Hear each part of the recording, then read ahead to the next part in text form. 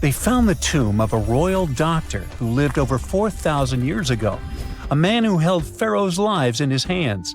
This man knew secrets that only deities and kings were allowed to hear.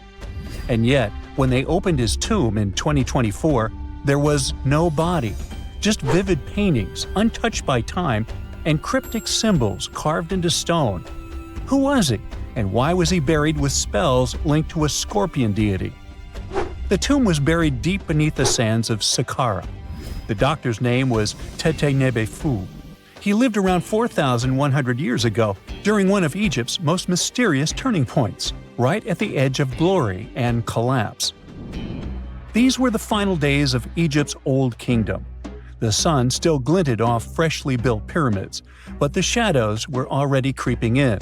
The pharaoh, Pepi II, had ruled longer than anyone before him, 90 years.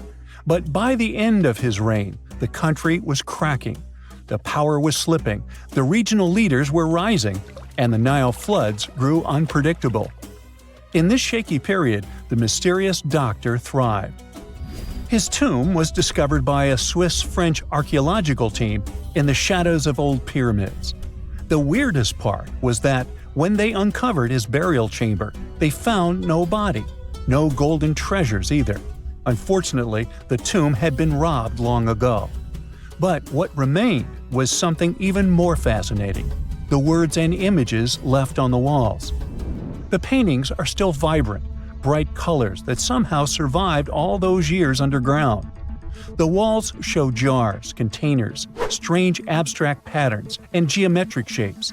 And then there are hieroglyphs, lines and lines of sacred script carved with precision, like someone had poured their soul into every curve. These inscriptions revealed who Tete-Nebe-Fu truly was. Turns out, he wasn't just any doctor. He was the conjurer of Serket. Now, Serket was the female deity of scorpions, sacred and terrifying. Egyptians believed she could stop venom, heal bites, and protect the living from toxic elements. The title, Conjurer of Serket, meant Tete-Nebe-Fu was a specialist in treating dangerous stings and bites.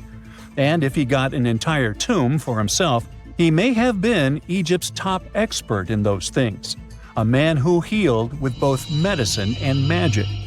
But that wasn't all. He also held the title Director of Medicinal Plants, a title seen only once before in all of ancient Egypt. That means he knew the healing power of herbs, roots, and oils like no one else. Now, you might wonder, what plants in a huge land of sand? But in reality, ancient Egyptians used herbal medicine that would hold up in some labs today. They created pills, ointments, and inhalers. Most often they chose some active ingredient, a flavor to make it easier to take, and something to deliver it into the body. Sound familiar?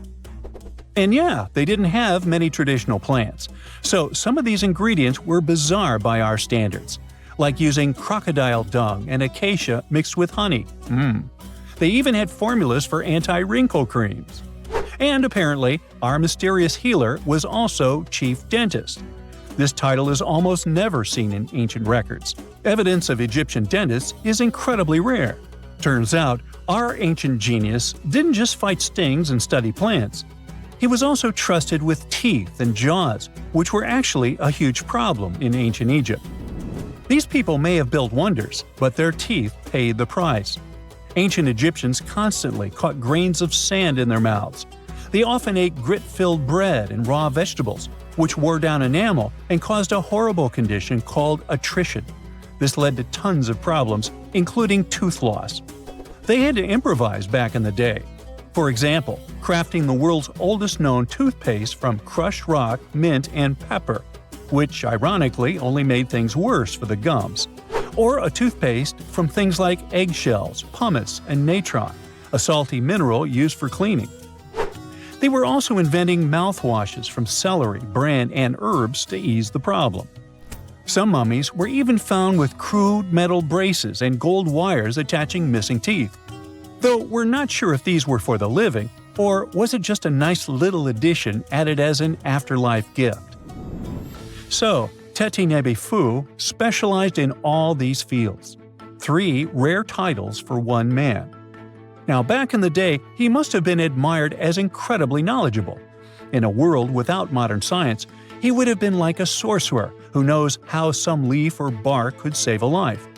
That's why archaeologists believe Tete Nebi Fu wasn't just any doctor. He was, most likely, the royal physician, the one who treated the pharaoh himself. We don't know for sure which king he served. Maybe it was Pepi II, and who knows, maybe that's why the guy lived so long. But if that was the case, Tete Nebi Fu may have lived through the final moments of the Old Kingdom, watching the Golden Age crumble from inside the palace walls. And then he was buried. The body was looted, or perhaps just lost to time. But the team says they're still studying the tomb, still uncovering the traces of this incredible man. Overall, ancient Egyptians were practicing medicine on a crazy advanced level.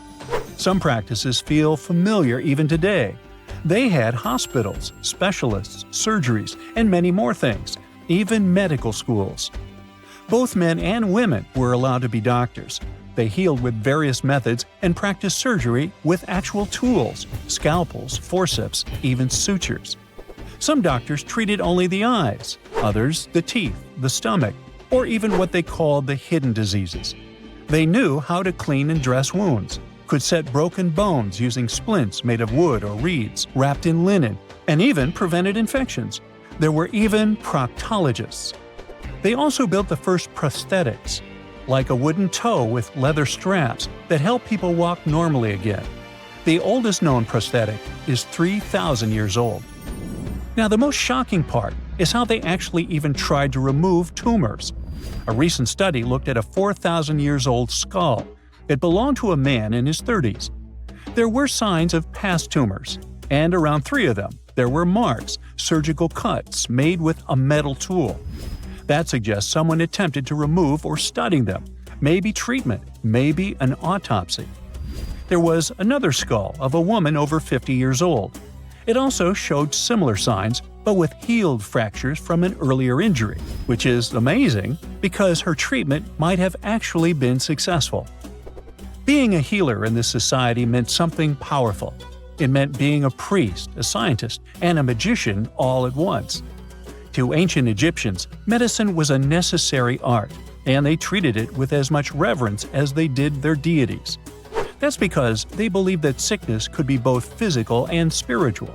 So a doctor could recite a spell while applying a salve, and a lot of their treatments worked. The reputation of doctors in ancient Egypt was so strong that leaders from other parts of the ancient world, like Persia, actually sought them out. Even Homer, the Greek poet, once said the Egyptians were the most skilled healers of all. Of course, their understanding of the human body wasn't perfect. For example, they thought the heart controlled thought and emotion. They also didn't know what the brain really did.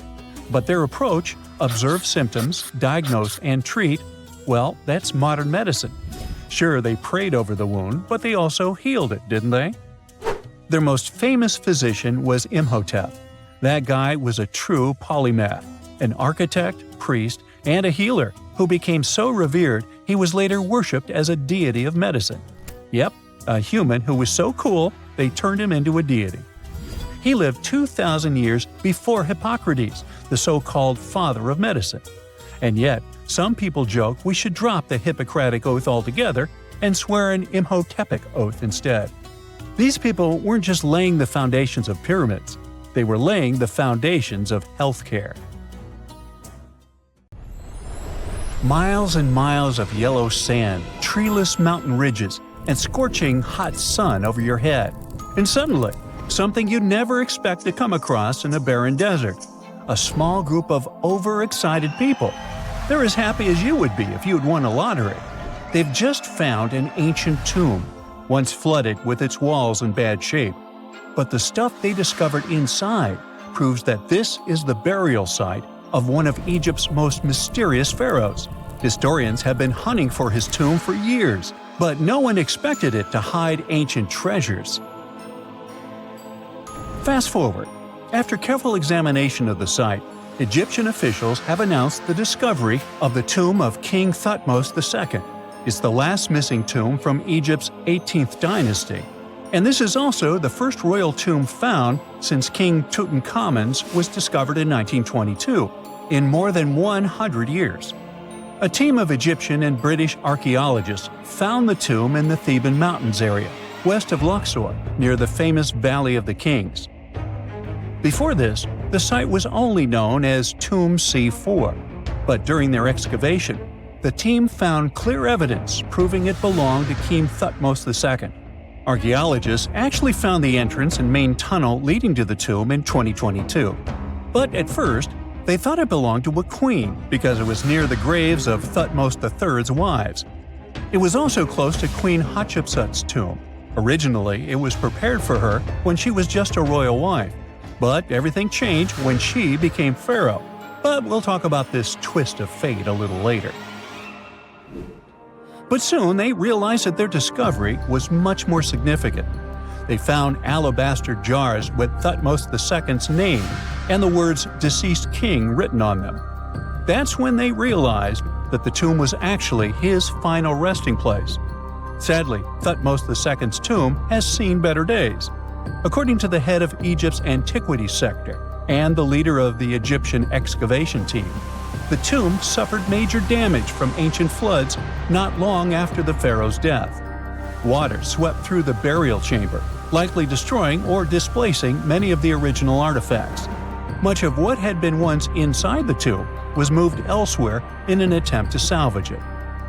The researchers found out that the tomb had a basic design, with an entrance, a sloping main corridor, and a burial chamber. The corridor was coated in white plaster and rose about 4.5 feet above the floor of the burial chamber. A large staircase and a very large descending corridor of the tomb indicated its grandeur. It took the team a long time to navigate through, though, as the tomb was blocked by flood debris and collapsed ceilings. Only after crawling through a 32-foot passageway with a small 16-inch gap at the top, the worst nightmare for those of us with claustrophobia, were they able to reach the burial chamber. There, they were in for another surprise. They cleared the debris, expecting to find the crushed remains of a burial beneath. But the tomb turned out to be completely empty, and it was not due to robbery. It had been deliberately emptied. The researchers soon realized that the tomb had been flooded since it had been built underneath a waterfall. It happened just a few years after the king's burial, so the contents of the tomb were moved to another location. That's why there was a second corridor in the tomb. It was most likely made to help remove King Thutmose II's body from his flooded tomb. Despite the damage, the excavation team made some really exciting discoveries. They found traces of mortar decorated with blue inscriptions, yellow stars, and fragments from the Book of Amduat, one of the most significant funerary texts in ancient Egypt.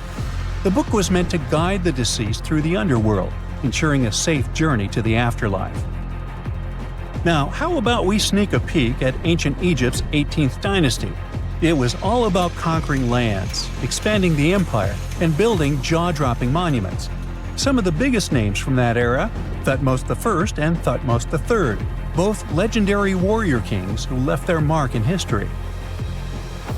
Thutmose I was a fierce fighter who led major military campaigns, pushing Egypt's border further south than ever before, all the way to the fourth cataract of the Nile. His victories gave Egypt access to new trade routes, stronger political ties, and more wealth. His conquests were so significant that they were recorded in the tombs of his top officials. Thutmose III, sometimes called Thutmose the Great, took things even further. He was not only an incredible military strategist, but also the commander of Pharaoh Hatshepsut's armies before becoming king himself. He led between 17 and 20 military campaigns, winning every single one and expanding Egypt's empire to its peak. He even created the world's first navy. Thutmose III is often remembered as Egypt's greatest warrior pharaoh. And sandwiched between these two powerhouses was Thutmose II, a pharaoh who doesn't get nearly as much attention. Hey, the middle child, right?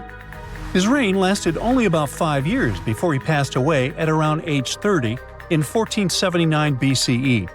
He is kind of a mystery. No one really knows what he accomplished. For the longest time, Even the location of his burial site was totally unknown. His body was actually found in the 19th century. It was just lying around in the mortuary temple of Deir el-Bahari, in a secret chamber where priests used to hide royal mummies centuries after their original tombs were looted by grave robbers. In other words, Thutmose II's body must have been moved from his original resting place at some point in history to protect it. During his lifetime, Thutmose II made at least one major impact on Egyptian history. He married his half-sister, Hatshepsut. That might not sound like a big deal, but it helped her become Egypt's greatest female pharaoh after he passed. The catch? She kept her stepson, Thutmose III, off the throne for decades. When he finally took power, he erased her name from history out of spite. And still, Hatshepsut is one of Egypt's greatest pharaohs, no matter if you're talking about a man or a woman. She brought a lot of wealth and art to Egypt. She led a big trading trip to a place called Punt, where she brought back things like gold, ebony, and incense. She also made sure her name lasted by building amazing structures that we can still see today. At Karnak, she added huge obelisks. One of them is still standing tall. She also was the one to build the Temple of Deir el-Bahari with its countless columns. She was buried there. Interestingly, Hatshepsut was often shown in art as a man with muscles and a beard, like how pharaohs were usually depicted. But she made sure there was always something in the artwork that reminded people she was a woman, like calling herself Daughter of Re or His Majesty herself. When she passed away in 1458 BCE, Egypt wouldn't have a female ruler as powerful as her until Cleopatra, about 1400 years later. According to Egypt's Supreme Council of Antiquities Secretary General, isn't that a mouthful? Hatshepsut's name actually appears in Thutmose II's tomb, meaning she might have even handled his burial. As for their final resting places, well, Hatshepsut was buried in the Valley of the Kings, and Thutmose II's mummy is now in the National Museum of Egyptian Civilization, alongside other ancient Egyptian rulers. It gives visitors a rare chance to see the remains of a nearly forgotten pharaoh. Now, experts consider the discovery of his tomb to be one of the most significant in recent years. The artifacts found there add important details to our understanding of the history of the region and Thutmose II's rule. And even though the tomb's design is fairly simple and follows the same architectural style preferred by later Egyptian rulers, its historical importance is undeniable. In any case, the mission isn't over yet. Archaeologists are now focusing on solving another mystery. Where did the rest of the tomb's contents end up? The team is determined to continue their search. Who knows what other secrets they will uncover that have remained hidden beneath the sands for thousands of years. This is not a dune set. This is a very real desert in Niger. Jado was probably built by the nomadic Sao people and is filled with ksars, which are fortified houses made of salt and clay, with giant walls and secret passages. Located deep in the desert, it was once a vital stop for trans-Saharan caravans, but is now a hotspot for smugglers and bandits. The site has been off-limits since 2002 due to its dangers. The origin of the ksars remain a mystery. No archaeological studies have been conducted, leaving many questions unanswered. Even today, shifting sands reveal and conceal parts of these ancient ruins, fueling local speculation about what might still be hidden beneath the desert.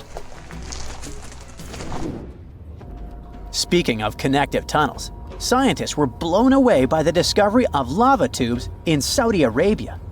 These underground passages form when molten lava cools down. Researchers believe that ancient nomadic groups may have utilized these tunnels to survive the super harsh desert climates.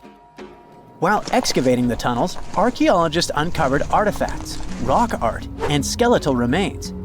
The art and animal bones show that the people who used the tunnels were probably sheep and goat herders. They're still piecing together whether these groups lived in the tunnels for extended periods or just used them as temporary shelters. The Great Pyramid of Giza has been standing for thousands of years, but it's still hiding secrets. Using special scanning technology, scientists found two hidden structures under an ancient burial ground. The first is a shallow L-shaped structure, and below it is a much larger space that could be a final resting place or a chamber. The smaller structure was filled with sand on purpose, while the deeper one might be an empty chamber. Experts believe the two are connected, possibly as an entrance leading to a secret chamber. This is big news because it might give us some more insight into who built the pyramids and why. The world is full of ancient writing, but some messages refuse to give up their secrets, like the mystery of the baffling tablet. This unusual stone, pulled from a lake in Georgia, is covered in symbols no one can read. Even with modern technology, experts are completely stumped. The tablet is about the size of a book, with 60 symbols carefully carved into its surface, but 39 of them don't match any known language. Some resemble scripts from ancient civilizations in the Middle East, India, and Egypt, but none are an exact match. To make things even trickier, part of the tablet is broken off, meaning a piece of the puzzle is missing forever. To rule out a hoax, scientists studied the tablet closely. They confirmed it's made of vesicular basalt, an extremely tough local rock. Whoever carved these symbols must have been really skilled. Based on similar archaeological finds, experts believe the tablet could date back thousands of years, possibly to the late Bronze or early Iron Age. Some symbols repeat, which could mean they're numbers. Maybe it's an inventory list, a record of battles, or even an offering to the deities. Until someone cracks the code, the baffling tablet remains an unsolved mystery from the depths of history. Experts are still stumped with what this Minoan disc might mean. The Phaistos disc is one of the most mysterious finds from the Minoan civilization. This 6-inch clay object, discovered in 1908, has strange spiral markings that no one has fully decoded yet. The disc has 241 symbols on both sides, showing everything from people and animals to tools and plants. Experts have come up with many theories about what the symbols mean. Some think it's an early form of Greek. Others suggest it's a prayer or a hymn.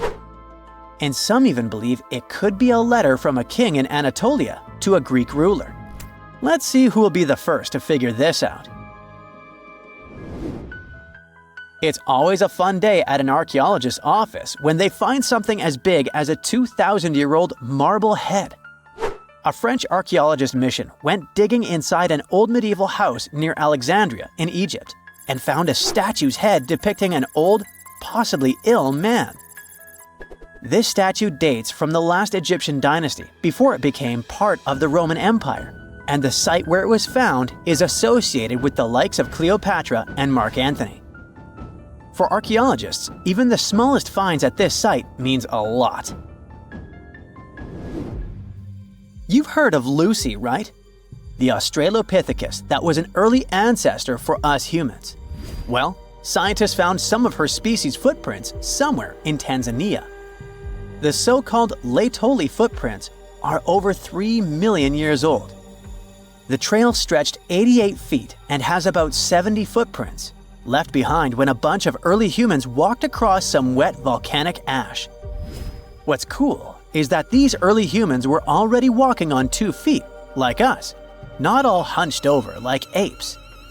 The close spacing of the prints shows they probably had short legs and a shorter stride than we do today.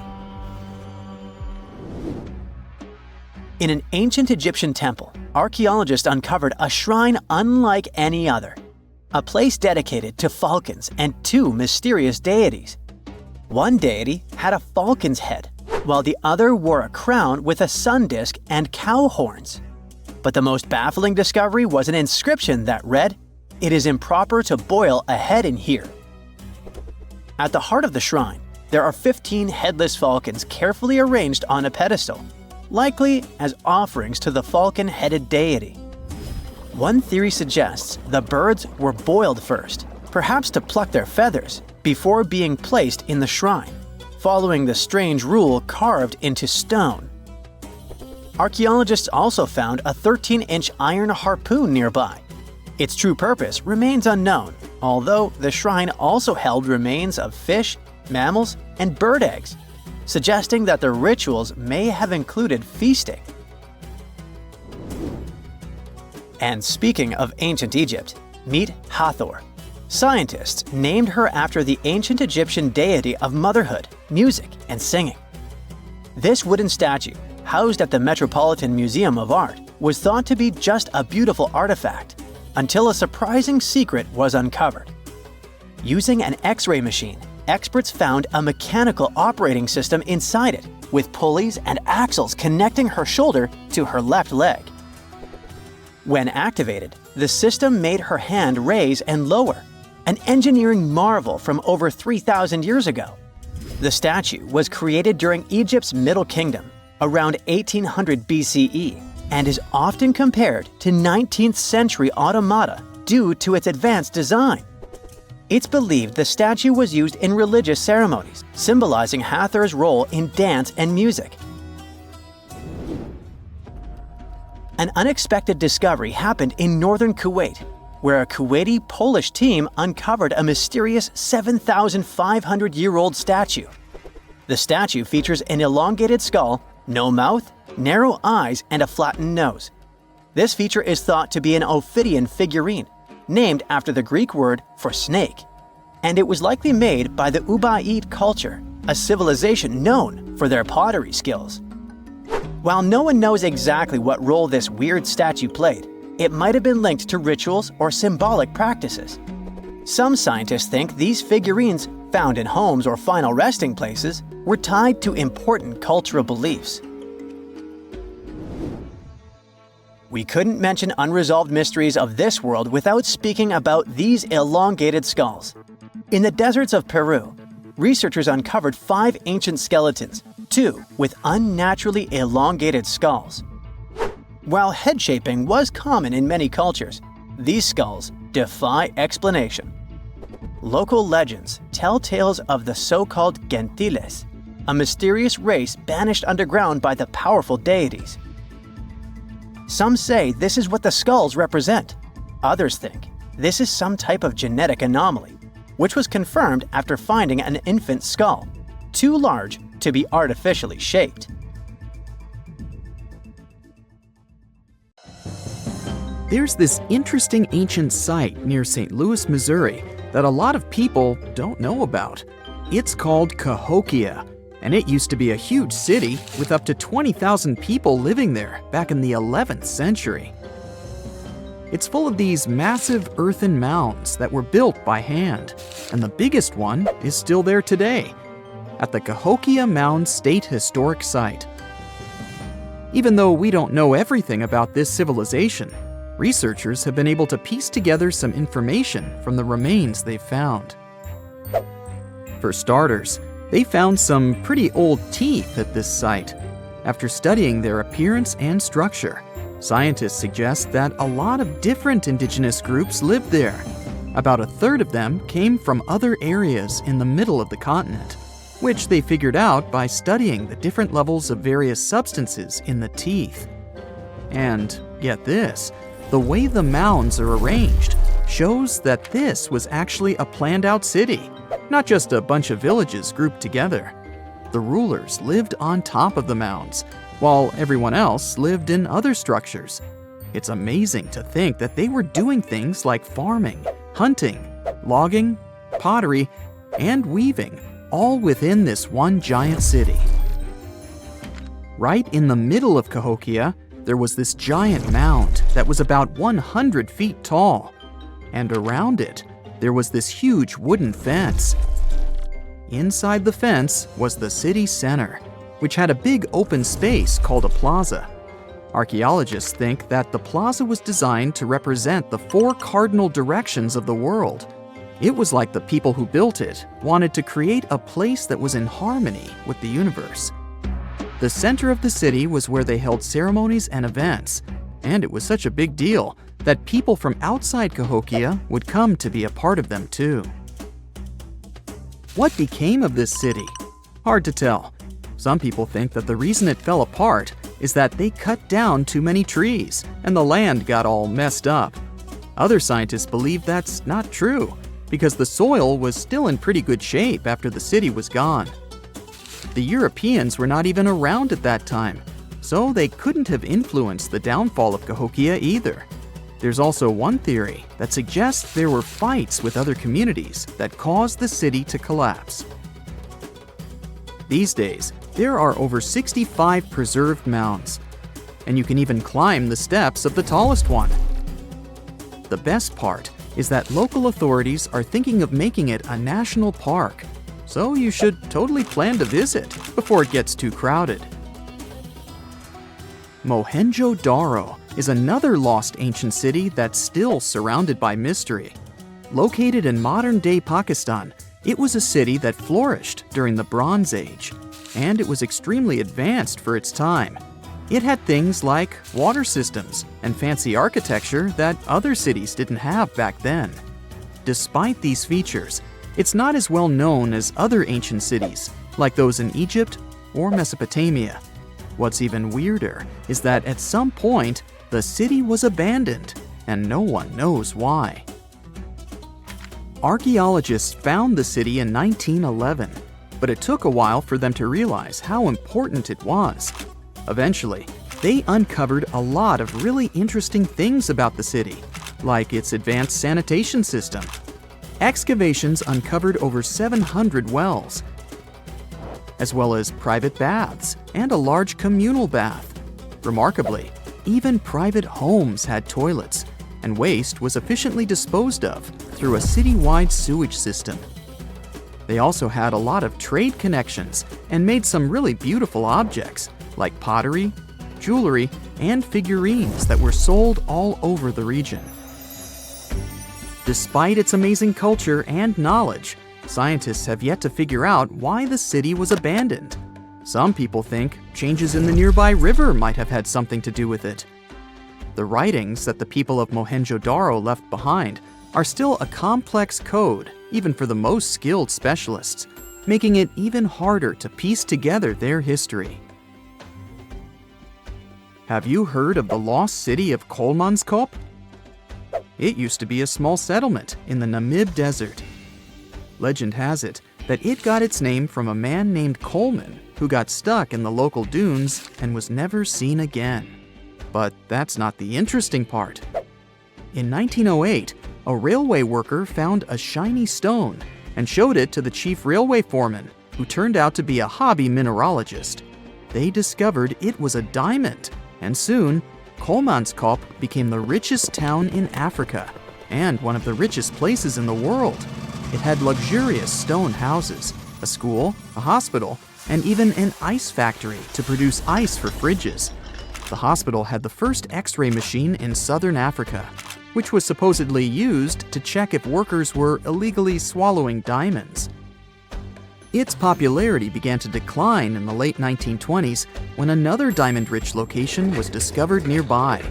Most of the inhabitants soon began to flee the city in search of a better life, leaving the buildings abandoned.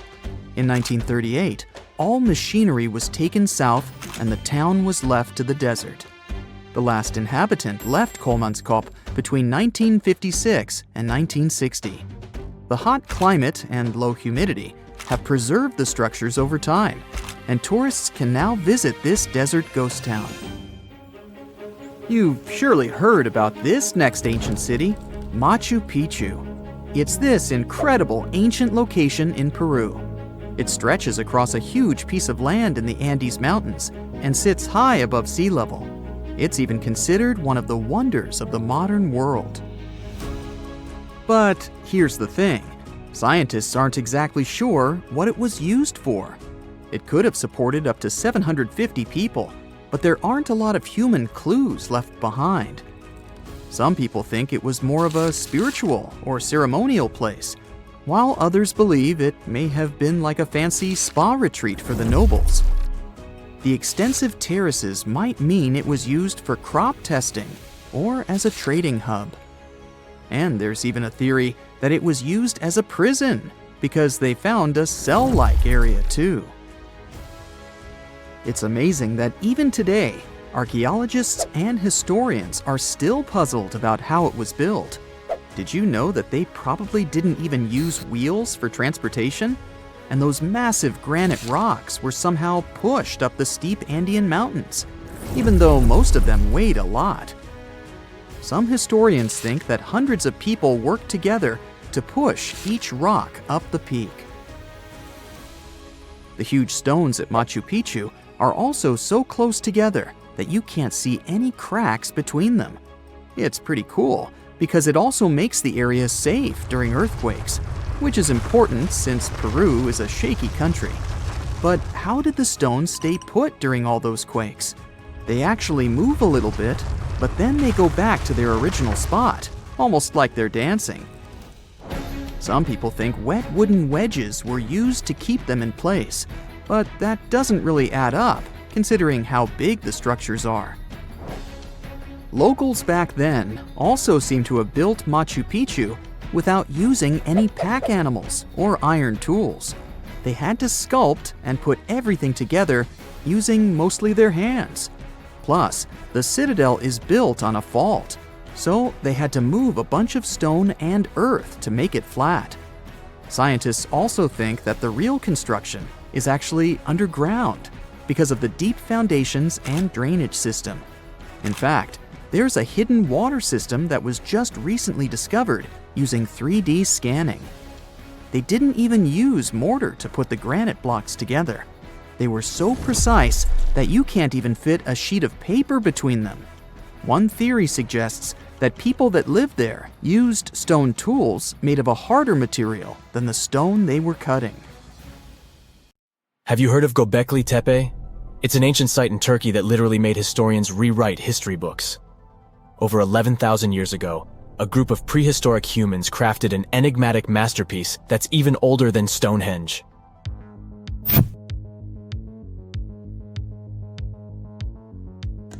Before its discovery, archaeologists believed that people didn't know about iron and weren't good at making pottery. They were sure that settled life only emerged with the need for agriculture. But Göbekli Tepe changed this belief.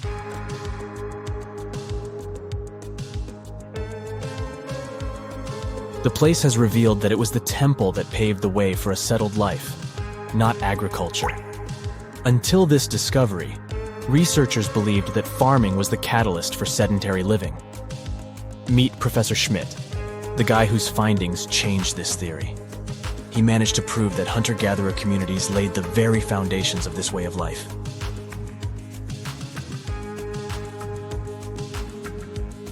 Back in the 1960s, other archaeologists visited the area, but they totally missed the mark. While surveying the region, they stumbled upon a hill with scattered limestone slabs and concluded it was just an old burial ground from medieval times. Little did they know that there was so much more to uncover.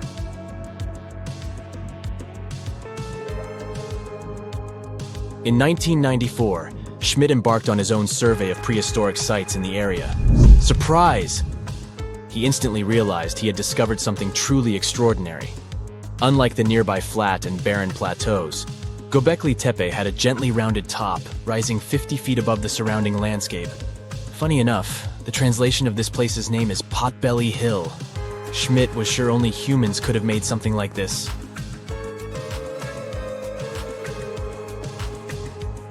Those broken limestone pieces that were mistaken for gravestones turned out to be way more exciting. It was like stumbling upon a hidden treasure. The pieces took on a whole new meaning, and Schmidt with his team was about to dive into the secrets waiting beneath the surface. To their surprise, they found no traces of a settlement, no hearths for cooking, no houses, and none of those adorable clay figurines commonly found in nearby sites of similar age. However, they uncovered that those ancient people used tools like stone hammers. So, Schmidt and his team put their heads together and took a wild guess at the age of Göbekli Tepe's stone structures. Their estimation got backed up by some limited carbon dating done right at the site. The ancient vibes of this place were finally starting to make sense. It was like a puzzle slowly coming together.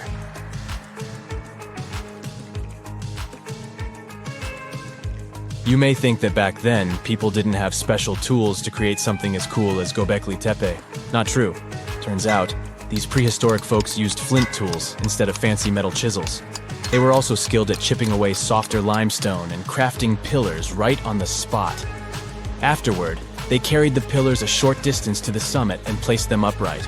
Once the stone rings were complete, they covered them with layers of dirt. Over time, they added new rings, and voila! You've got a cool hill to impress people in the future.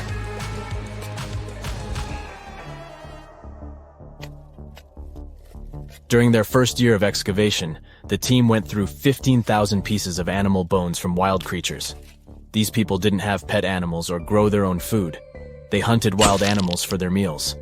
But things were about to change, because the place had everything they needed to start farming. Scientists say they had wild sheep and wild grains that could be domesticated. And guess what? Just 20 miles away, geneticists found evidence of the world's oldest domesticated strains of wheat at a prehistoric village.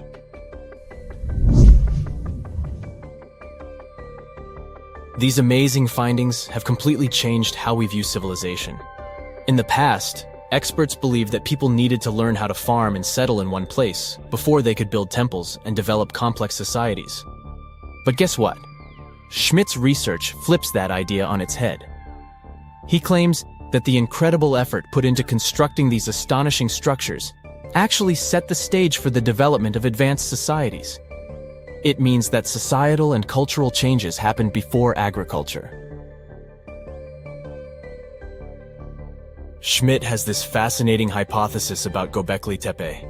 He thinks it could have been a special burial site where people left their loved ones. And here's the twist. The burial site was adorned with fancy statues and symbols representing deities from the spiritual realm. The idea that Göbekli Tepe could have served as a sacred place adds another layer of complexity to the whole story. While the site's true purpose may remain elusive, Schmidt's insights invite us to consider the profound interplay between life and the afterlife, and the deep reverence ancient hunter-gatherer societies may have had for their departed ancestors. Now let's talk about the stars of the show, the mesmerizing T-shaped columns that dominate Göbekli Tepe.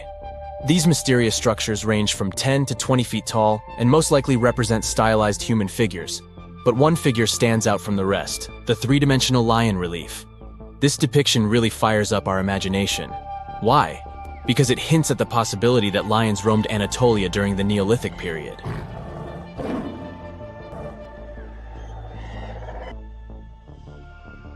These standing stones are arranged in circles and placed in rectangular pits. Each circle has a similar setup. Two big T-shaped pillars in the center, surrounded by slightly smaller ones facing inward. Talk about a stylish arrangement. These towering pillars reach a whopping 16 feet and weigh between 7 and 10 tons. Some pillars are plain and simple, while others are like works of art with intricate carvings. Foxes, scorpions, and vultures come to life, crawling and twisting on the pillars' sides. But it's not just animals depicted on these stones. Some pillars have abstract shapes representing humans, and even small carvings of clothing items. Some of them even have belts. Now, there's one pillar that stands out from the rest like a rock star. This super old stone pillar suggests that a comet crashed into Earth. It happened during a chilly period that lasted about 1,000 years. Previous studies examining Greenland ice cores hinted at this comet theory, but now the carvings at Göbekli Tepe prove it right.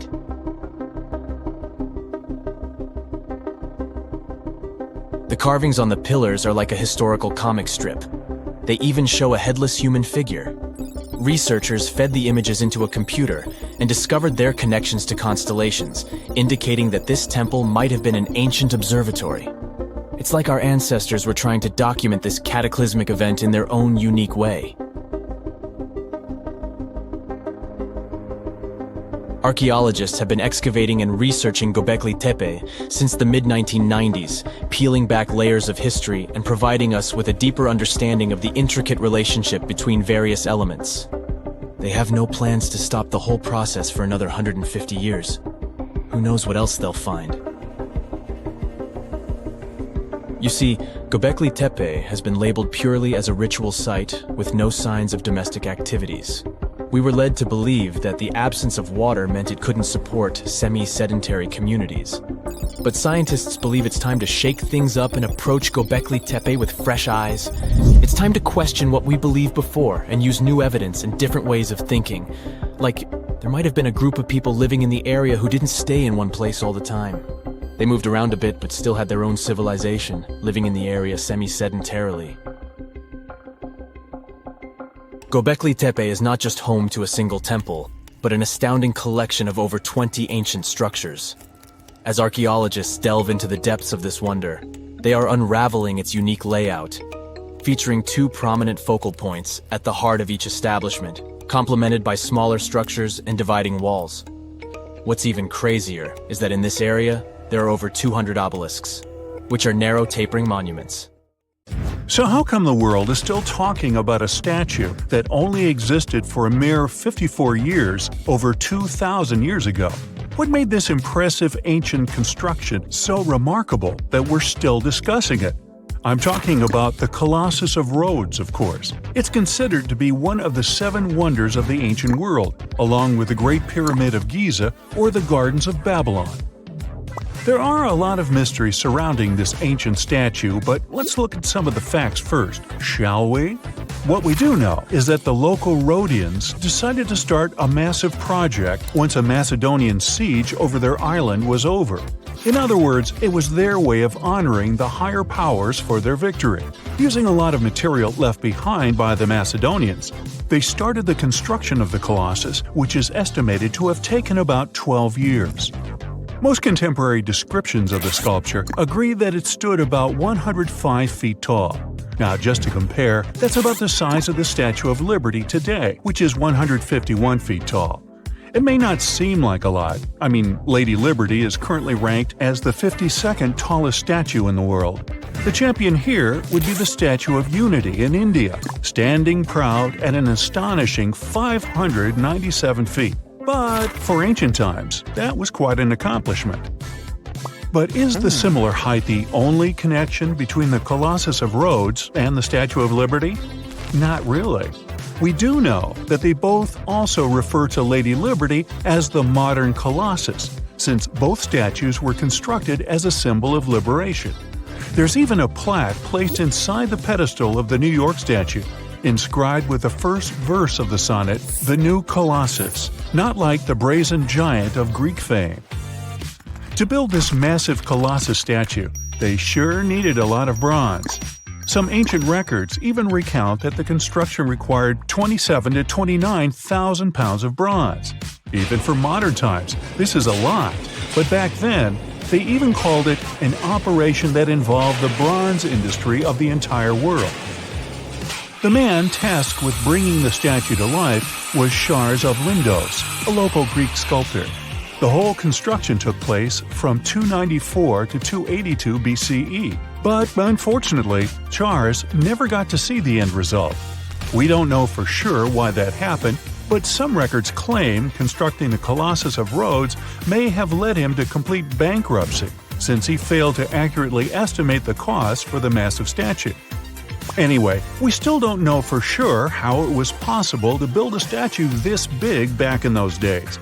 They had none of the equipment we have today, like excavators or elevators. Some old records said that they had to invent a completely new, custom method to build it. It all happened on the location, put together piece by piece. They supposedly split the statue into many different sections, and the first one to be constructed was the feet. Once each section was done, huge mounds of earth were placed around it, so they could continue working on the next section above. However, these records were made more than 100 years after the Colossus was finished, so there's little we can say about the accuracy of this information. In all those 12 years, the local Greeks worked around the clock to build the Colossus of Rhodes. They started with a white marble base that they placed at the statue's feet. They then continued with some sort of an iron skeleton, to which they attached the bronze plates. Why did they choose bronze, though? Well, that was more for practical reasons, since bronze is stronger than iron and it can also sustain extreme weather conditions. More so, if you think about it, the statue was located pretty close to the sea, so the air surrounding it would have been pretty salty. That's why they needed to make it out of quite sturdy material. And what about the location? Well, that's something that has been up for debate for a long time. Researchers initially believed that the statue stood with each leg on either side of the Mandrake Harbor, one of many in the city of Rhodes, basically straddling its entrance. As imposing as that may sound, it was likely not the case. First of all, that would have meant the harbor would have to have been closed for the whole duration of the construction, which doesn't seem to match all the other records. More so, after the statue had fallen, it would have probably blocked the entirety of the harbor, which again doesn't seem to be mentioned anywhere. Most recent depictions say that it most likely stood either on the eastern side of the Mandrake Harbor or maybe even further inland. So, what happened to this impressive structure? Is there really nothing left of it to this day? And why did it survive for only 54 years, since it took so long to build and it was so important for locals? Well, as admired and valued as it was to the Greeks, an earthquake took the Colossus of Rhodes away from them. The story goes that because of the movement of the earth beneath it, the statue snapped at its knees and was completely laid on the ground. Nonetheless, the statue still continued to be admired for centuries. The Rhodians refused to rebuild it as they considered it a sign and did not dare intervene with destiny. By the middle of the 7th century, they had taken away what was left of the statue completely. Legend says it took about 900 camels to carry all the bronze away from the location. And what about the looks of the statue? This is also one aspect that is still shrouded in mystery. Even though it was a symbol of the locals' pride in maintaining their independence, they did not use the depiction of the statue for any of the coins they made, even though that was kind of customary. Other art historians do think, however, that the Colossus was similar to other depictions of the same mythological creature, a male figure that had rays of light rising from its head. The position of its hands is also still up for debate. Some say it might have even been holding a torch. We don't know if his hands were pointed straight down or whether the right arm was raised, like in similar representations in Greek mythology. The original might not be here for us to admire anymore, but there are some plans out there to rebuild it. A group of European architects intends to build a 21st century version of the ancient statue. This new construction is planned to stretch 500 feet tall. It should serve as a cultural center combined with a lighthouse. To make sure it won't have the same destiny as its ancient ancestor, these designers intend to use a lot of technology available today. Firstly, they plan to cover the whole exterior of the modern Colossus with solar panels so that the enormous building has enough electricity. They also intend to use modern resources to make sure earthquakes and wind forces won't affect the massive structure yet again. To do that, they plan to build the statue as a tripod structure, made from its 2 legs and a third pillar of support, constructed from the sash draped over the statue's arm and touching the ground. They also plan to place heavy steel support around the base for counterbalance. They even thought of a suspension system that would permit the statue to rock back and forth, making it a bit more flexible and able to resist all the various weather conditions. The manufacturer's suggested retail price on this project is quite high though, estimated at around $283 million. Supporters of the modern Colossus are optimistic as they are certain they can raise that impressive amount of cash through crowdfunding and private investments.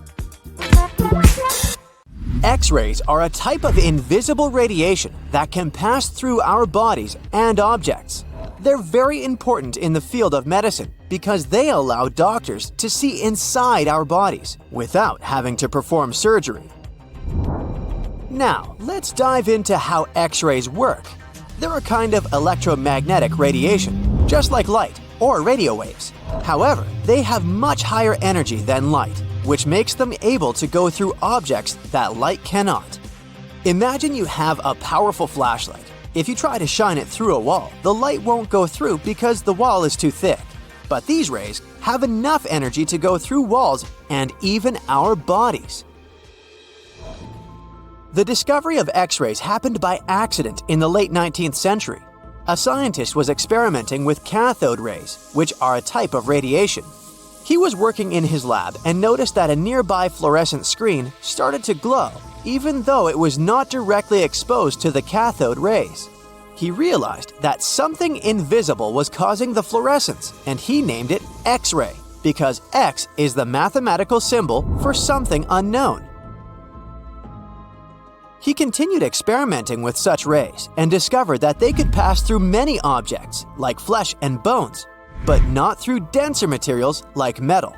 He also found that X-rays could create images on photographic plates, just like a camera takes pictures. The way this works is quite fascinating. Imagine you're standing in front of a bright light and you hold your hand in front of your face. Your hand blocks the light and you can't see through it. But if you place a sheet of tissue paper in front of your hand, some light will pass through, and you'll be able to see the outline of your hand. X-rays work in a similar way. When a doctor wants to take an X-ray of a part of your body, they will ask you to stand or lie down next to a machine. This device has a special plate that can capture the image. Let's say the doctor wants to further examine your arm. They will place the X-ray plate on one side of your arm and the machine on the other side. Then, the machine will produce a controlled burst of X-rays that pass through your arm. Remember how we talked about the tissue paper allowing some light to pass through? Well, in this case, some of those X-rays will go through your arm, while others will be absorbed or blocked by the denser parts of your body, like bones. The plate captures the X-rays that pass through your arm, and it creates an image. This image shows the bones and other structures inside your body, allowing the doctor to see if there are any problems or injuries. Now, you might be wondering why X-rays can pass through some things but not others. It has to do with the density and composition of the objects. Denser materials like bones absorb more X-rays, so they appear white in the image. So when you look at the result, you'll see your bones as white shapes. Other tissues like muscles and organs are less dense and allow some of those rays to pass through, so they appear as gray shadows. What if I told you there's a whole new way you can peek inside objects, but without using X-rays? I'm not talking about magic powers. Take a comfortable seat while I explain what myography is. This fascinating scientific technique allows us to see inside objects and even beneath the Earth's surface using a special type of particle called a muon. These elementary particles are very similar to electrons, but they're much heavier. They are created high up in the Earth's atmosphere when cosmic rays, which are particles coming from space, collide with the air molecules. Now, muons are special because they can pierce through different materials. They can pass through rock, soil, and even buildings. Scientists realized this potential back in the 1950s when they were studying cosmic rays and noticed that some of the particles could pass through thick materials. The first muography experiments took place in the 60s. Specialists discovered that muons can be detected using special devices called muon detectors. These detectors are usually placed underground or in specially designed laboratories to shield them from other particles and background radiation. Now let's dive into how muography actually works. Imagine you have a large object, like a pyramid, a mountain, or even an ancient statue, and you want to see what's inside without damaging it. First, detectors are positioned around the object or in the area you want to examine. These detectors are sensitive to muons and can track their paths. When such a particle passes through a detector, it leaves a trace, like footprints in the sand. By collecting data from multiple detectors, scientists can reconstruct the paths. Here's where things get really cool. The Earth's atmosphere acts like a natural filter for muons. It turns out that the more massive an object is, the more particles it will block. So, if you have a large, dense object like a mountain, fewer muons will pass through it compared to a smaller, less dense object, like an empty box. This difference in the number of particles that reach the detectors can give us clues about what's inside the objects. scientists use computer algorithms and mathematical techniques to analyze the data and create images. These images represent the density distribution of the object being studied. It's like creating a map that shows where the densest areas are and where there's gaps inside the object. The concept of muography is similar to using shadows to understand the shape and size of an object. Imagine you're standing in front of a bright light and you place your hand between the light source and a wall. You'll see a shadow of your hand on the wall. Based on the shape and size of the shadow, you can get an idea of what your hand looks like, even though you can't see it directly. This technique has been used to study various objects and structures. For example, scientists have used it to explore the inside of volcanoes and pyramids, and even to investigate the structure of mountains and the Earth's crust. With the help of this amazing technique, scientists have now uncovered new information about the Great Pyramid of Giza. They discovered something that had eluded tomb raiders for centuries. They found a hidden chamber. And guess what they named it? The Big Void. Yeah, I know, not the most creative name. They even used 3 different muon detection techniques just to be super sure that it was indeed a big, mysterious void inside the grandest pyramid of them all. Once news got out about this mind-boggling discovery, Egyptian authorities couldn't resist the temptation to explore further. So they brought in an endoscope camera to confirm the existence of this epic void. So they inserted a camera through one of the openings underneath the entrance, and voila! It revealed a corridor. More so, the corridor had a chevron ceiling. I can't help but imagine the ancient Egyptians using it as a cool dance floor. Another team of scientists decided to take another shot at scanning this newfound void. According to them, the Great Pyramid of Giza is a pioneer in the pyramid game. It used a technique called chevron to cover internal structures and keep them from collapsing. Now, why did the ancient Egyptians build this corridor and the grand void it leads to? One theory suggests that the corridor was built to relieve pressure inside the pyramid. Another theory says that the void could be a result of the pyramid's construction process. It could have been an internal ramp used to move roof blocks into position, and then it was left there or filled loosely with rubble.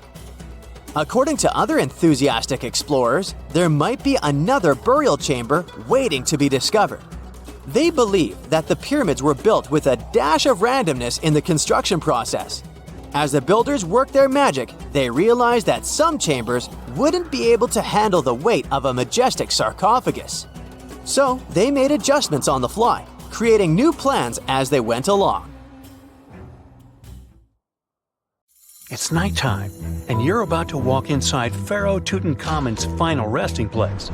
You know, King Tut. You don't have a torch, but at least you came with a flashlight. You walk down several flights of stairs and observe how the walls are carved in hieroglyphics and what looks like a spell. Those who take anything from this place will be doomed for life, the spell says. Even if you don't really believe it, this scares you a little bit. You find a huge stone door. Is it a trap?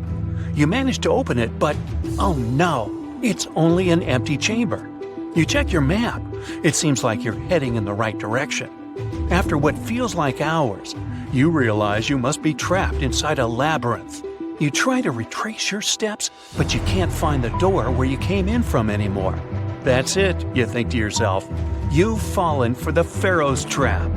What's worse, you didn't bring a lunch.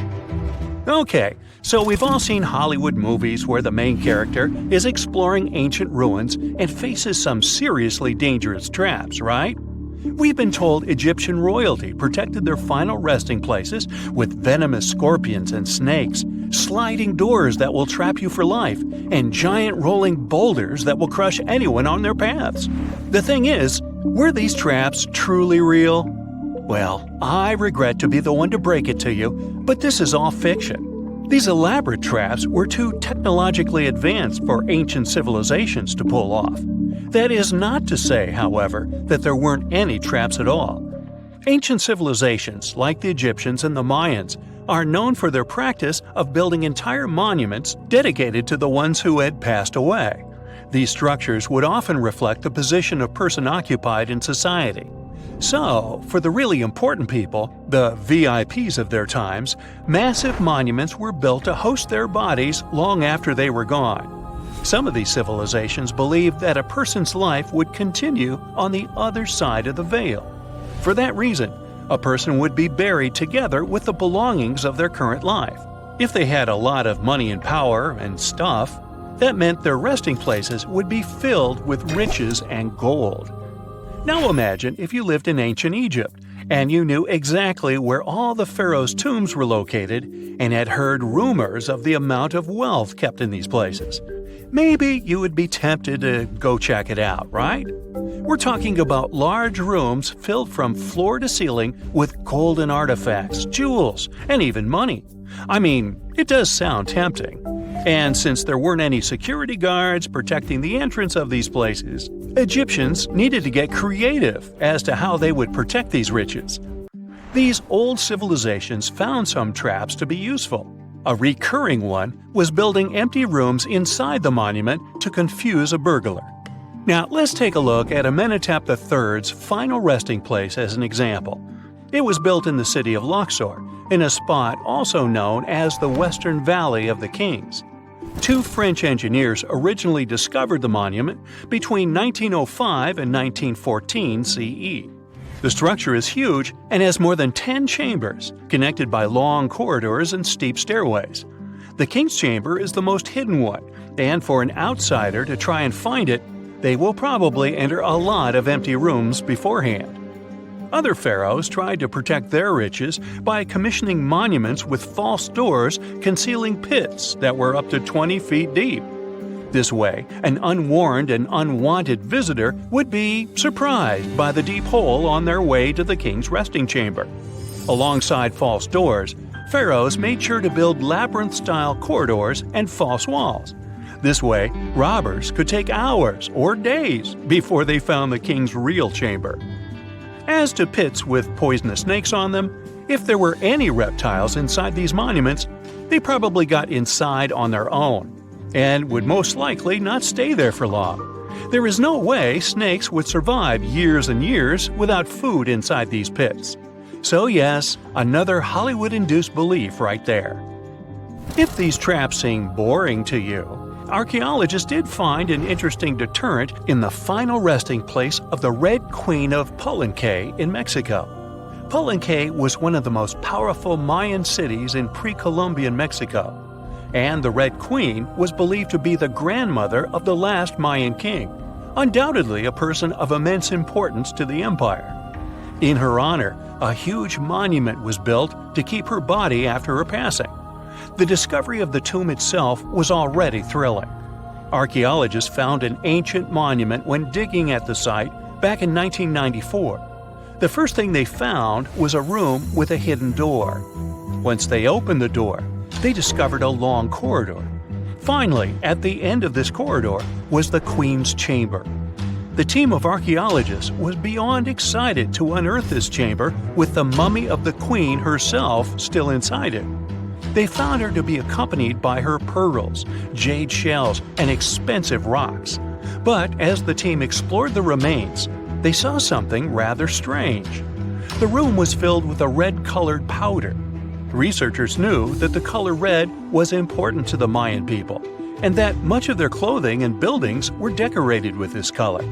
But they didn't understand why the queen was buried with this unknown red substance. After they took a sample back with them for further analysis, they discovered that the red powder was cinnabar, a very dangerous mineral. This powder, when inhaled, can cause, shall we say, severe health damage to a person. The team concluded that this could only be a trap for anyone trying to steal her riches. Okay, so dangerous powders might have worked as the most intense traps we've seen until now. But perhaps the cheapest way to keep out unwanted visitors was to advertise spells written out all over the monument. We'd probably laugh at these today, but back in the day, they were more or less effective. Spells usually said that the person who took anything from that place would meet a tragic fate. Some spells said that robbers would lose their houses in big fires or terrible floods. Other spells said burglars would have incurable and undiagnosed health issues, but they weren't really enough to stop people from taking any gold. There are some stories surrounding how these spells might have been real. One of them is from the famous British Egyptologist Howard Carter, the one responsible for unearthing Pharaoh Tutankhamun's resting place in the 1920s. After months of unsuccessful digging, Carter discovered the tomb's existence by chance. He found the entrance to a stairway right beneath the soil where he had been searching all those months. With the help of a team, he cleared the piles of sand blocking the stairs and discovered a doorway. The door had several royal symbols carved into it, and Carter knew this could only mean a very important person had been buried there. And he was right. With a chisel, he made a hole in the top left-hand corner of the doorway and lit his vision with the help of a candle. He couldn't believe what he was seeing, the reflection of several golden and jeweled items crowding the chamber before him. Lost for 3,000 years, Carter had just discovered the final resting place of King Tut. But the story didn't finish here. This discovery was accompanied by a series of unfortunate events that led people to believe it had something to do with the pharaoh's spell. Carter himself mysteriously passed away just a few years later, and some of his assistants lost their houses in floods, just like one of the spells threatened. Some say it's just coincidental, as there's no real proof of these things being connected. Well, what do you think? Was this an effective trap after all? Whenever you hear about ancient ruins, you almost never picture them being suspended somewhere, or just randomly hanging on the branch of a tree, right? In fact, for most of the ancient artifacts we have exposed in museums all over the world, archaeologists did quite an impressive amount of digging. You see, buildings have this funny way of fading away over time if not properly taken care of. Sometimes we need to reuse some building materials, so an older construction may be sacrificed in the process.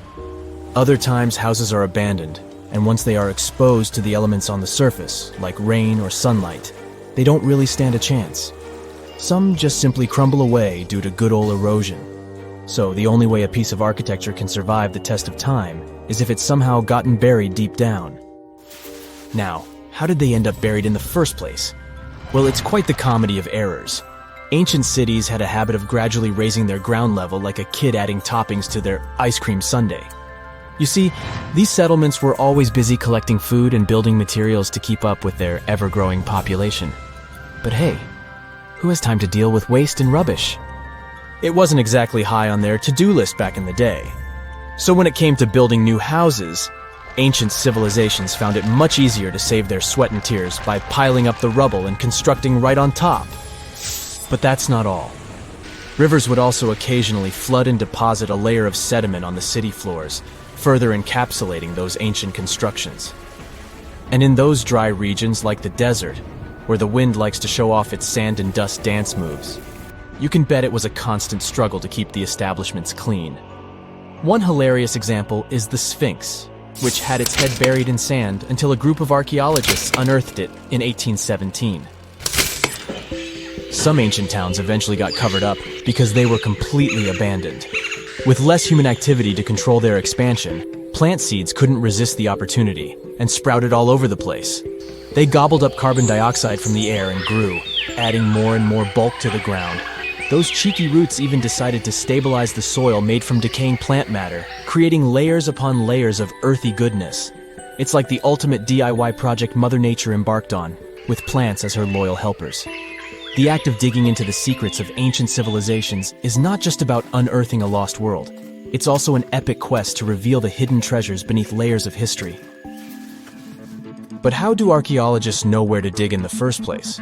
If everything is covered in layers upon layers of sediments, debris, and plant roots, they must have some sort of system they rely on before embarking on a new project, right?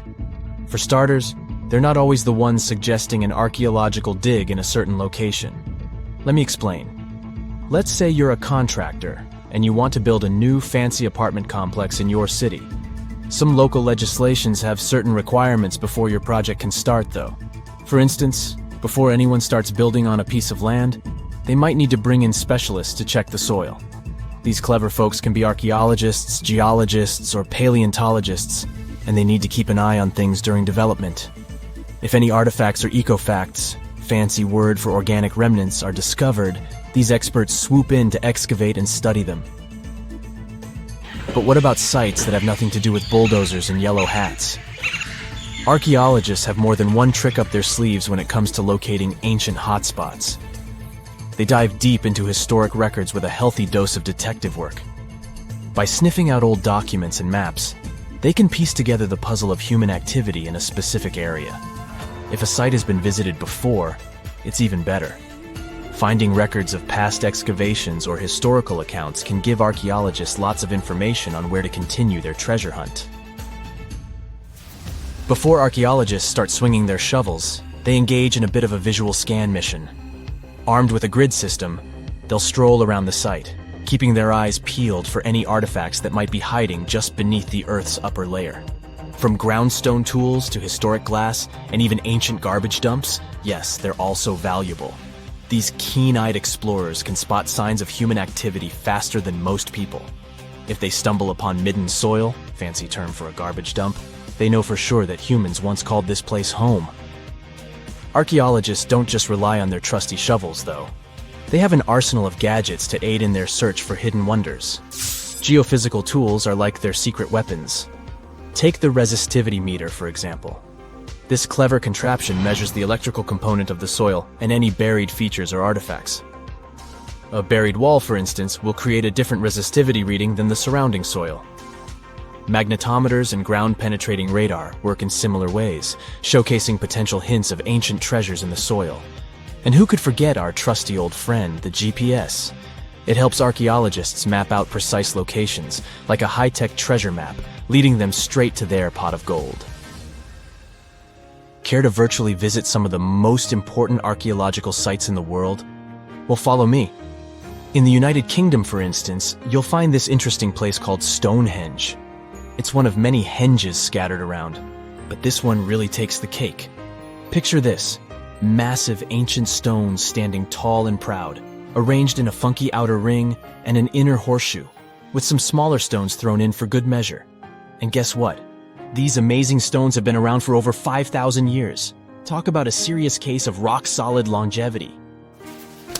Now, here's where it gets interesting.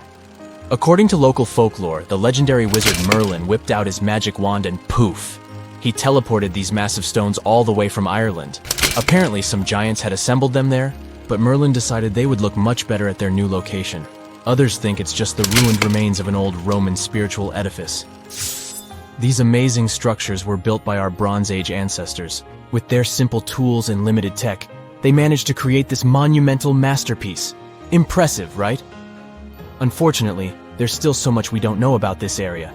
Stonehenge's initial purpose remains a mystery to this day. Sure, there are lots of theories, but scientists have yet to agree on the subject. However, we do know that it's perfectly aligned to catch the sunrise during the summer and winter solstices.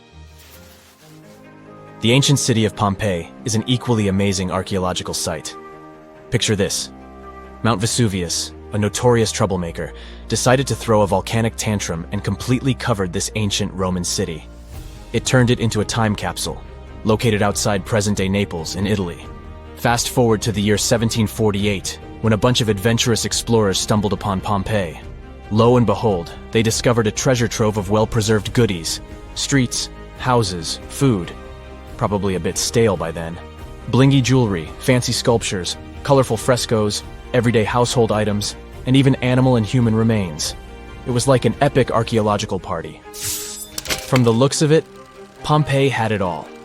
Fancy houses and villas, a massive 20,000-seat arena, cute little artisan shops, hangouts like taverns.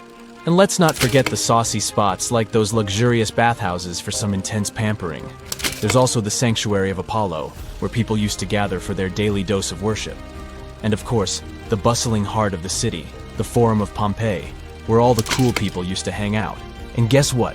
Pompeii is so cool that it made it to UNESCO's World Heritage List back in 1997. That's like the ultimate Hall of Fame for historical awesomeness. It also includes many other famous buildings and sites, like the Taj Mahal in India and the Acropolis of Athens in Greece. Before we get into the reason why and how there are pyramids all around the world, let's talk about some of the examples. I'll start with the Pyramid of the Sun in Mexico. These folks really knew how to build a city. Their well-planned urban center spanned over 7 square miles and boasted several pyramids. But the Pyramid of the Sun is the most impressive. This giant pyramid was built way back in 100 CE and is one of the biggest structures of its kind in the whole Western Hemisphere. It's so big that it's 216 feet high above the ground. If you ever find yourself in this ancient city, you won't be able to miss the Pyramid of the Sun. It's right there on the east side of the Avenue of the Dead, the city's main north-south street. To build this incredible pyramid, around 1 million cubic yards of material were used, including a special kind of red volcanic rock called hued tizontle. Impressive, huh? We don't know too much about the people who built the Pyramid of the Sun or its purpose. But archaeologists believe there was once a temple on top of it. When explorers went below the pyramid in the 1970s, they found a bunch of cool tunnels and chambers. In 2011, they even found a secret stash of clay pots, obsidian pieces, animal bones, human figurines, and a mask. Who knows what other secrets the pyramid is hiding? If you decide to see this one, you must climb the pyramid using the 248 uneven steps on the west side. Watch your step. Sudan got some pyramids too. Nubian pyramids aren't as big as the ones in Egypt, but they still got around 200 of them. These ancient pyramids have been home to the tombs of the pharaohs of the Meroitic Kingdom for almost 1,000 years, who ruled Egypt from Nubia to the Mediterranean Sea. The pyramids at Meroe were constructed using granite and reddish sandstone. Oh, and did you know that Sudan has more ancient pyramids than Egypt? The Kushite pyramids depict the indigenous architecture and burial traditions of Nubia's Napata and Meroe kingdoms, which ancient Egypt influenced. Meroe, the burial site of over 40 queens and kings, is the most extensive Nubian pyramid site. The tomb walls depict mummified royals bedecked in jewelry, their wooden caskets containing bows, quivers of arrows, and other artifacts pointing to the Meroitic relationship and trade with Egyptian and Greek civilizations. So if you're looking for some ancient tombs to explore, you may consider skipping the crowds in Egypt and heading on down to Sudan. Let's fly to Iraq to see some more pyramids. Ziggurats have fancy receding layers and tiered temples. Instead of a smooth exterior, it has tiers like a cake. Perfect for all the important work and rituals that went on inside. You can find these towering structures scattered throughout Iraq and Iran, and they're a real testament to the power and skills of the people who built them. One of the biggest and most impressive ziggurats is the ziggurat at Ur. It's basically a giant rectangular pyramid that stands a whopping 70 to 100 feet tall, with 3 levels of terraces and a temple on top. Can you imagine how many baked bricks it took to build that thing?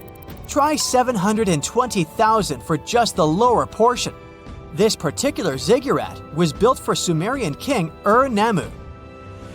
Similar to other ones, this pyramid has been around for thousands of years, so it got a little rough around the edges. Thankfully, the Babylonian king Nebuchadnezzar II and some archaeologists came to the rescue in the 6th and 20th centuries respectively. And now, you can find this near Talil Air Base. The ziggurat at Ur was built in 2100 BCE by King Ur-Nammu for the moon deity Nana. It was the tallest building in the city, and you could see it from miles around. It was like the medieval cathedral spire of its day. People would come here to bring their agricultural surplus and get their food allotments and seek spiritual nourishment.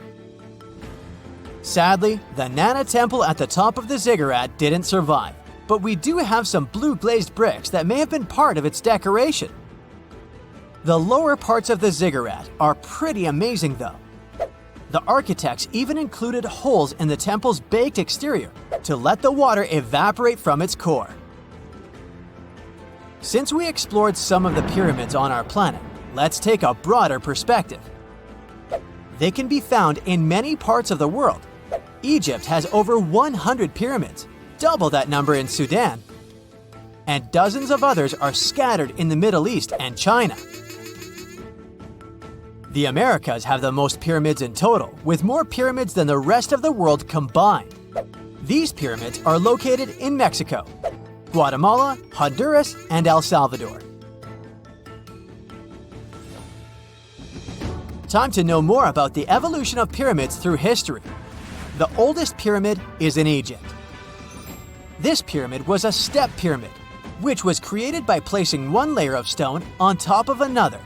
The pharaoh Sneferu is credited with creating the pyramid shape we recognize today. During his 45-year reign, he built 3 pyramids. His first 2 attempts failed, but he finally got it right with the Red Pyramid, which is considered the first true pyramid. It was Sneferu's son, Khufu, who built the Great Pyramid of Giza, which was the tallest human-made structure on Earth for almost 4,000 years. Latin American pyramids are similar to early Egyptian step pyramids, but they were built independently, with no knowledge of each other. The pyramids in Sudan were built around 700 BCE and are tall, but much narrower than those in Egypt. How in the world did all these civilizations build these things without even texting each other? After all, the Aztecs, Mayans, and ancient Egyptians were about as different as possible. But despite their cultural differences, they all seem to agree on one thing. Pyramids were pretty cool. Step pyramids are all around the world because they were the most feasible and stable way to build large and tall structures without access to lighter building materials like wood and metal. The triangular form with a square base is the best way to build a sturdy structure, and having a cube structure would require more material for less height. Now, when it comes to pyramid design, the Egyptian pyramids were like giant triangles with a square base, smooth sides, and a pointy top. On the other hand, the Aztecs and Mayans went for a tiered cake look, with steps leading up to a flat platform on top. So, while all these pyramids share the same basic shape, they have their own unique flair. Each group built its pyramids using different materials, techniques, and slope angles. So while they may have been inspired by each other's work occasionally, they were just doing their own thing. Egyptian pyramids had smooth, angled sides that were designed to help the pharaoh's soul ascend to heaven. The Pyramid of the Sun was built over a series of caves that served as a passageway for the deities. The Maya built the temple of Kukulkan in Chichen Itza to honor the deity Kukulkan, usually represented by a serpent. Nicknamed El Castillo, it has 91 steps on each side, plus a platform. That's 365 steps, one for each day of the Mayan calendar.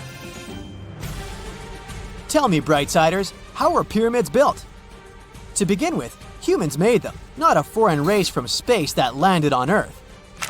You see, one thing that all pyramids have in common is that they were built without advanced tools or even the wheel. It took a lot of people to build them, including skilled laborers and architects. For example, it's estimated that 20,000 people built the Great Pyramid of Giza, and it's believed that most of them were skilled laborers. Building pyramids was a massive undertaking that required years of planning and effort. The Great Pyramid at Cholula, Mexico, took 600 years to complete. The story goes that 2 Mayan twin boys loved to play ball. Sure, they were really good at it, but they also made a lot of noise when playing. The lords of the underworld soon became bothered by the sound and summoned the 2 boys to the underworld, a place the Mayans called Xibalba.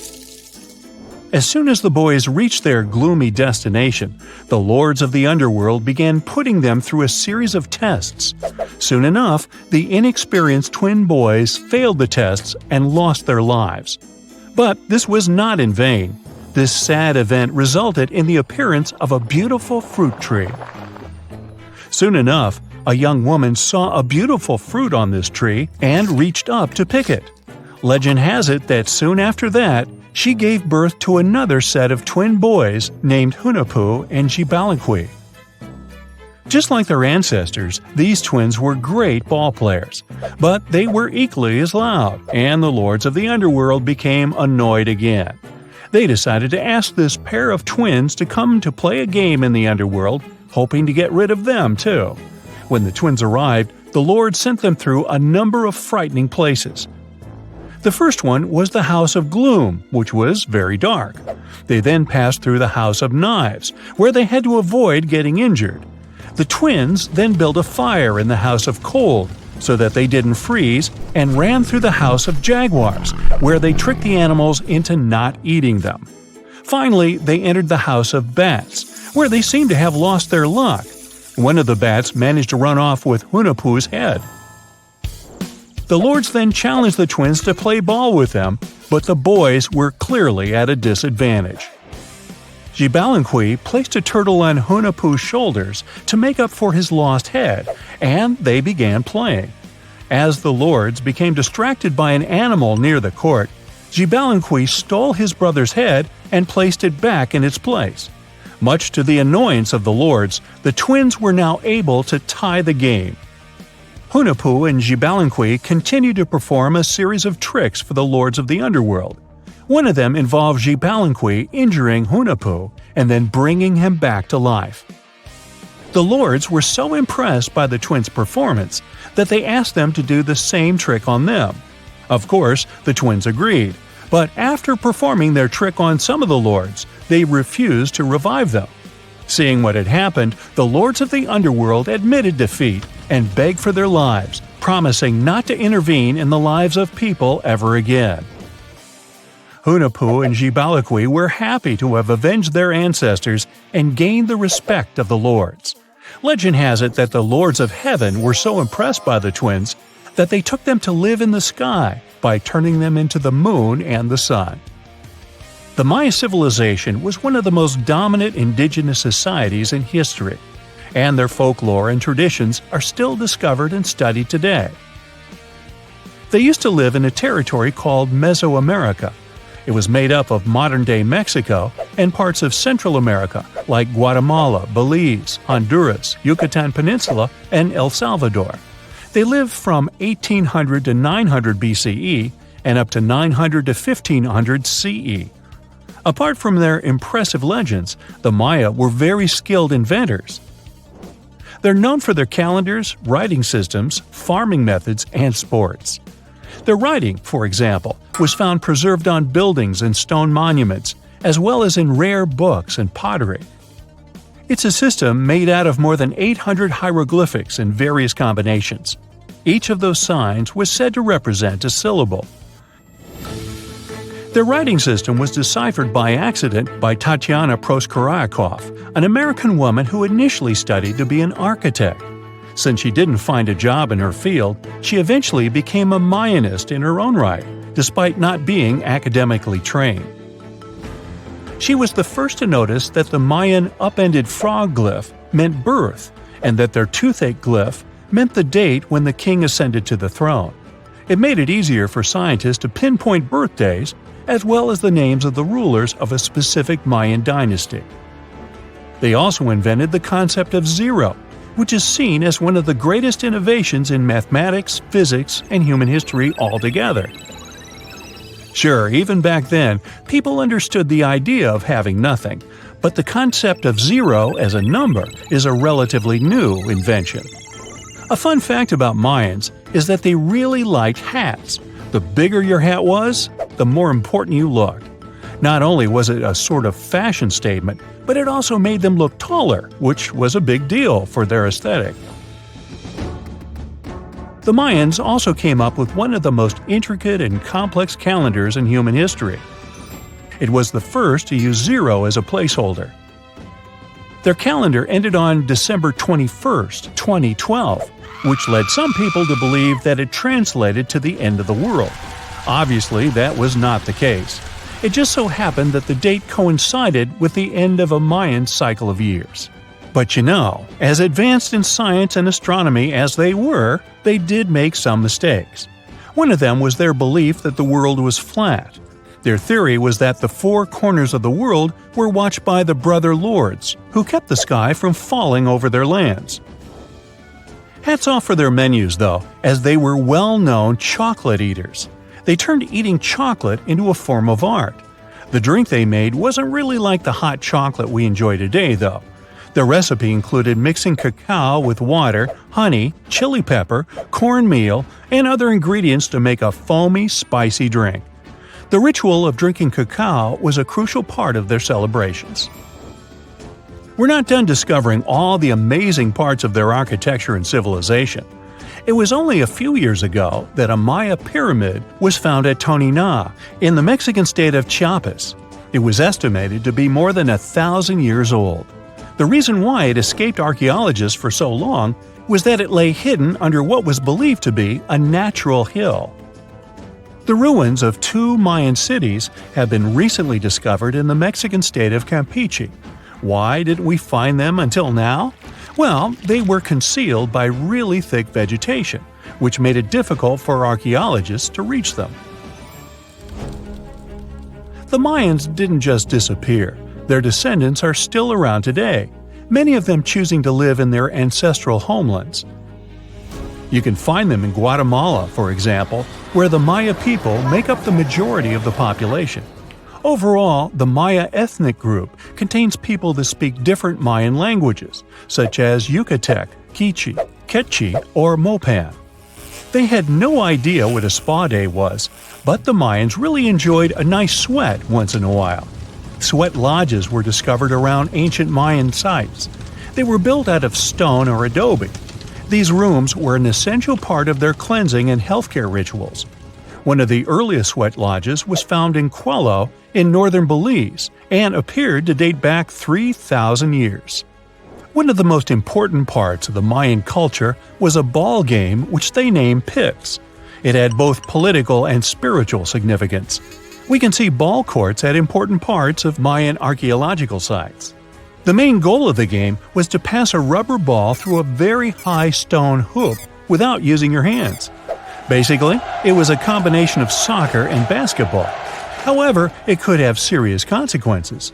The loser could, at times, even lose his own life. Ooh, high stakes indeed. Because of this game and the need for bouncy balls, the Mayan people were some of the first cultures to use rubber. They made it using natural latex. There were different kinds of rubber depending on what natural substances the latex was mixed with. And that, my friend, is the way the ball bounces.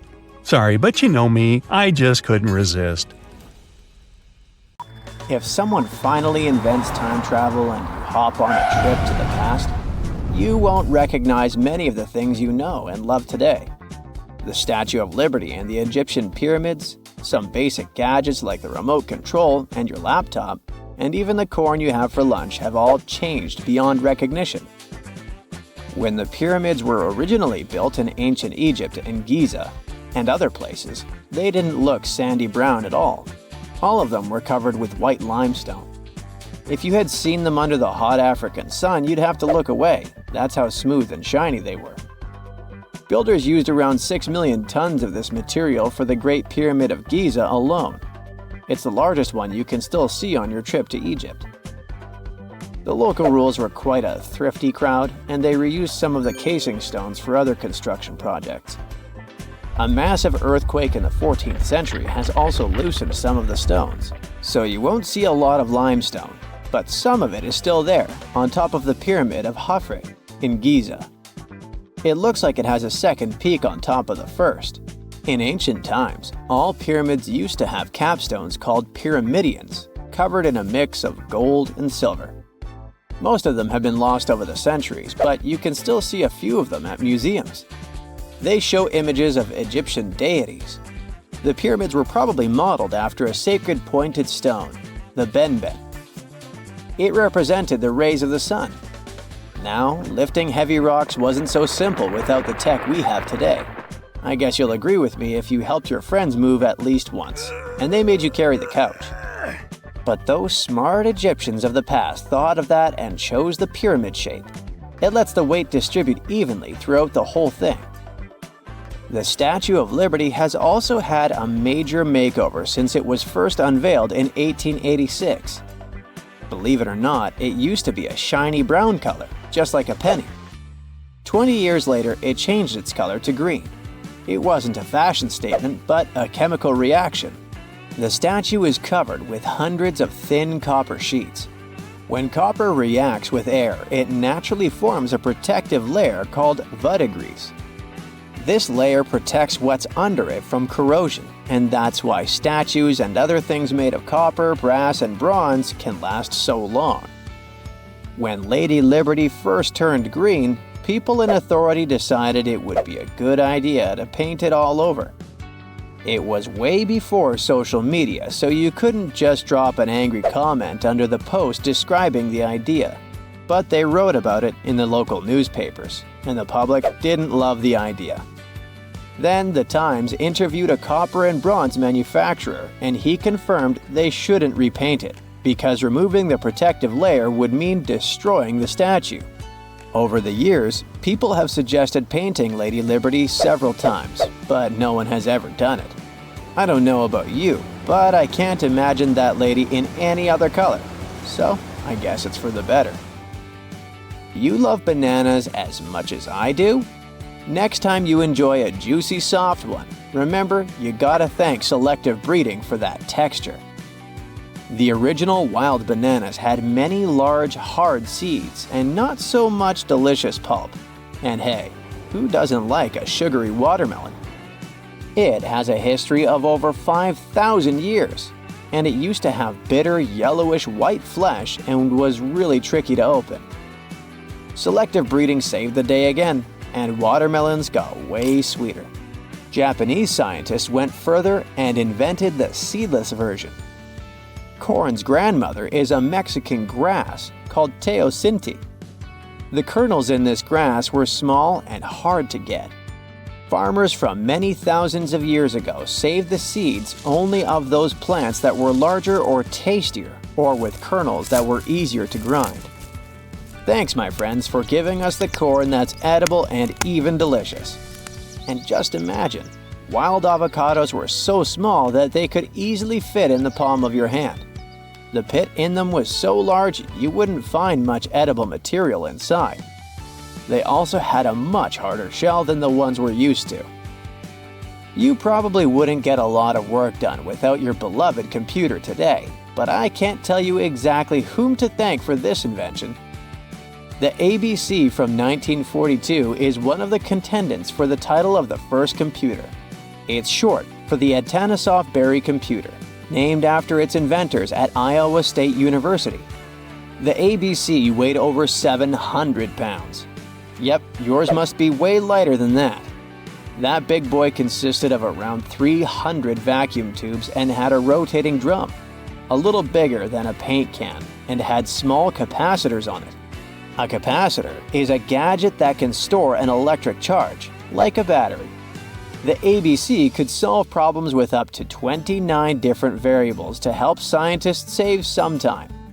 Like modern computers, it used binary digits, ones and zeros, to represent all numbers and data. Because of that, it was possible to do the calculations electronically. And now, my favorite part, the ABC finished one operation about every 15 seconds. Just for you to compare, it's millions of operations per second now. Unlike the tech we use today, the ABC did not have a changeable stored program, so the program could only do a single task at a time. An operator had to write down the intermediate answer and then dial that back into the computer. Sounds like another reason to be happy we live in the 21st century. That remote control you use for all sorts of appliances has gone a long way too. Nikola Tesla, who gave us alternating current, designed one of the first wireless remote controls back in 1898. He named his invention teleautomation and demonstrated it on a miniature boat controlled by radio waves. The boat had a little metal antenna attached to it. Tesla sent signals to the boat using a box with a lever and a telegraph key, which was his version of a remote control. Those signals set electrical contacts on the boat into motion and moved the rudder and the propeller, and Tesla was controlling the boat. The concept of the remote control soon spread to other gadgets. The first television remote control followed in 1950. It was designed by the Zenith Radio Corporation, called LazyBone. Don't take it personally, please. This LazyBone had a massive cable that was attached to the TV set, and those who tried it didn't fall in love with the invention because they tripped over that cord. I feel your pain, my friends. If you live or work on one of the top floors, you gotta love this one. Meet the first passenger elevator. It traveled at the speed of 40 feet per minute. Not the fastest, I know, compared to today's record, which is 40 feet per second. But hey, it was built back in 1857 in New York and was more of a tourist attraction than a necessity. The elevator had a steam engine hidden in the basement of a 5-story building. 3 years later, they shut it down because the public didn't appreciate it. Otis Tufts filed the first patent for a vertical railway around the same time. His invention included an actual car with a bench inside for people to sit on. Sounds like a great spot to hang out with friends to me. What do you say? Then they started adding elevators to luxurious hotels around the world. They were entire rooms with a rich design, upholstered seats and mirrors on the walls, and sometimes even a small chandelier. There was an obligatory operator who'd close the door and the car would start its super slow ascent. It was still more about style than about speed, so I guess I'd choose the stairs. The year is 1923. Two teenagers sneak out of their homes in the middle of the night in Florida City. Rumor had it that an old man was building a rock castle by himself. But every time someone tried to see what the old man was doing, he would stop working. The curious teens managed to sneak into Ed's backyard and saw something they could later describe as magic. They recalled seeing rocks moving around like helium balloons. The old man was moving up to 30 tons of stone by himself to build his castle. Even if he didn't allow anyone to see him working, he would proudly talk about it around the town. But whenever people asked how he was building a stone castle all on his own, he simply answered, "I cracked the secret of the pyramids." This story begins in Latvia, Edward Līdzkalnen's home country. Edward was born in a small village on January 12, 1887. He was born in a family of stonemasons, which is probably where he learned ancient techniques of building. However, he grew up as a sickly boy, which meant he could never carry much weight or undergo heavy physical activity. At the age of 26, an unfortunate turn of events determined Ed's fate. The love of his life broke off their engagement, and heartbroken Ed decided to move to the United States. He lived in a couple of American states before finally moving to Florida, where his life's adventure started. Ed spent years searching for the right spot of land to build his dream house. He always rejected good farmland. When people wondered why, he only smiled. Finally, when he bought land of his own, it was deemed terrible by his close friends. The soil was bedrock. He could neither plow nor farm it, but it seemed perfect for what he was seeking to build. Ed's close friends would often describe him as eccentric. When asked why he wanted to build a house, he would only say, "It's for my sweet 16. Someday she's coming back." Then, he changed the topic of the conversation. It took Ed about 30 years to finish Coral Castle, and he did it all by himself. He would only work under the cloak of night and never let anyone see what he was doing.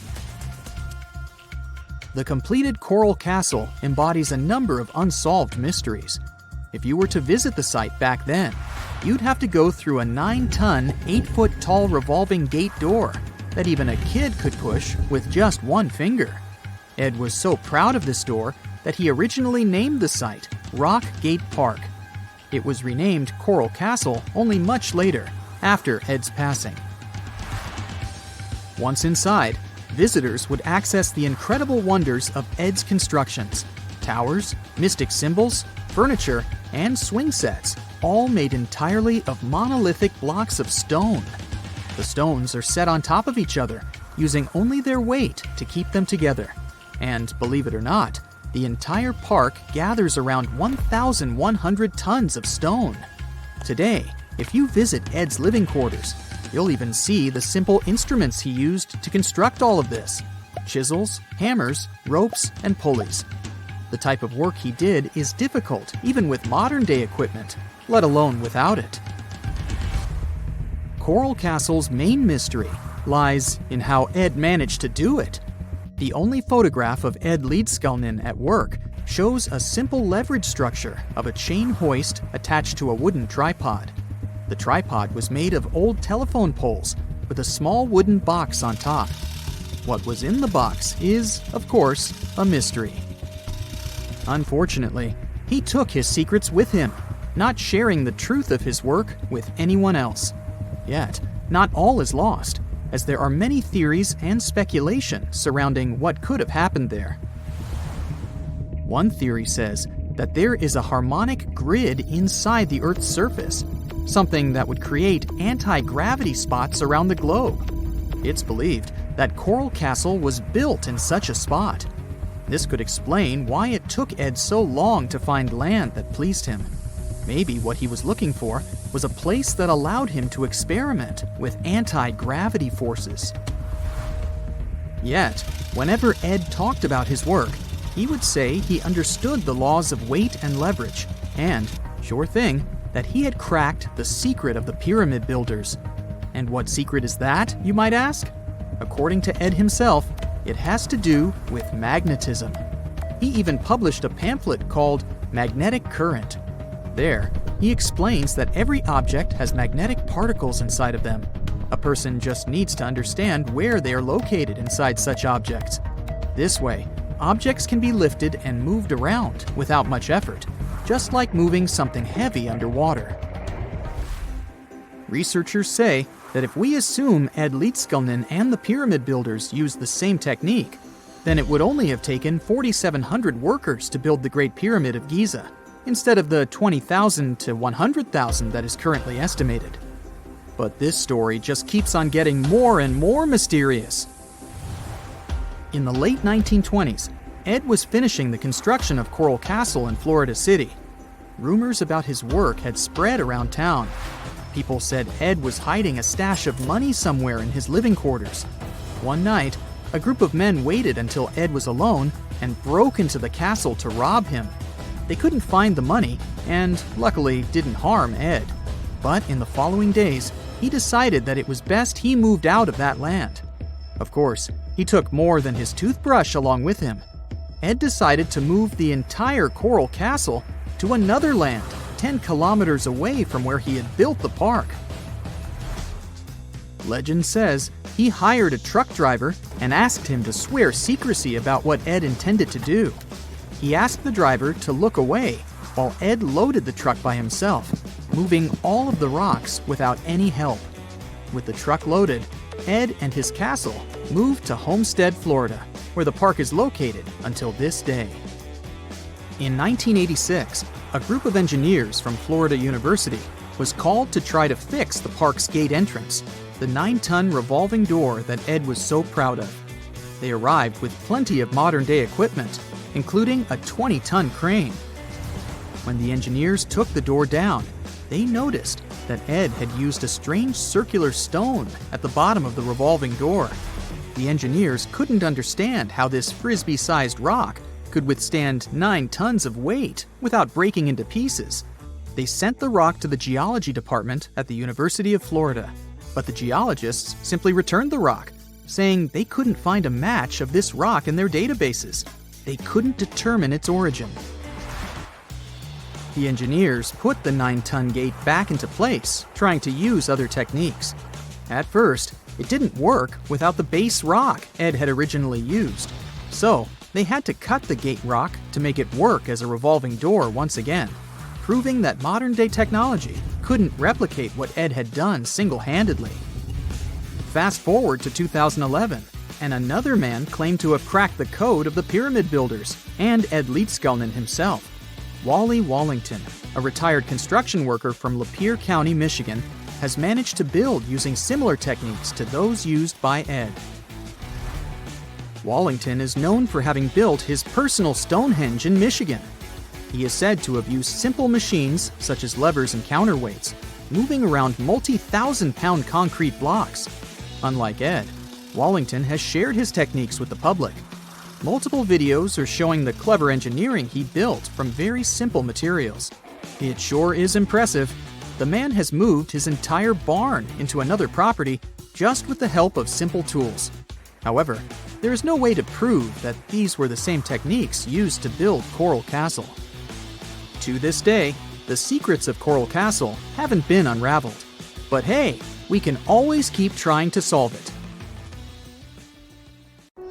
The majority of us have believed for a really long time that Stonehenge, one of the most iconic monuments in the world, was an ancient calendar because of its alignment with the summer and winter solstices.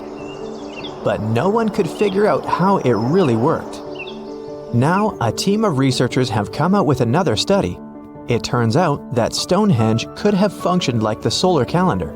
It's a similar principle to the solar calendar ancient Egyptians used to have, the one based on a year composed of 365.25 days. Each of the stones from this big mysterious sarsen circle represented one day within a month. Sarsens are what we call these large boulders. It's actually a perpetual calendar, where people could track every winter solstice sunset.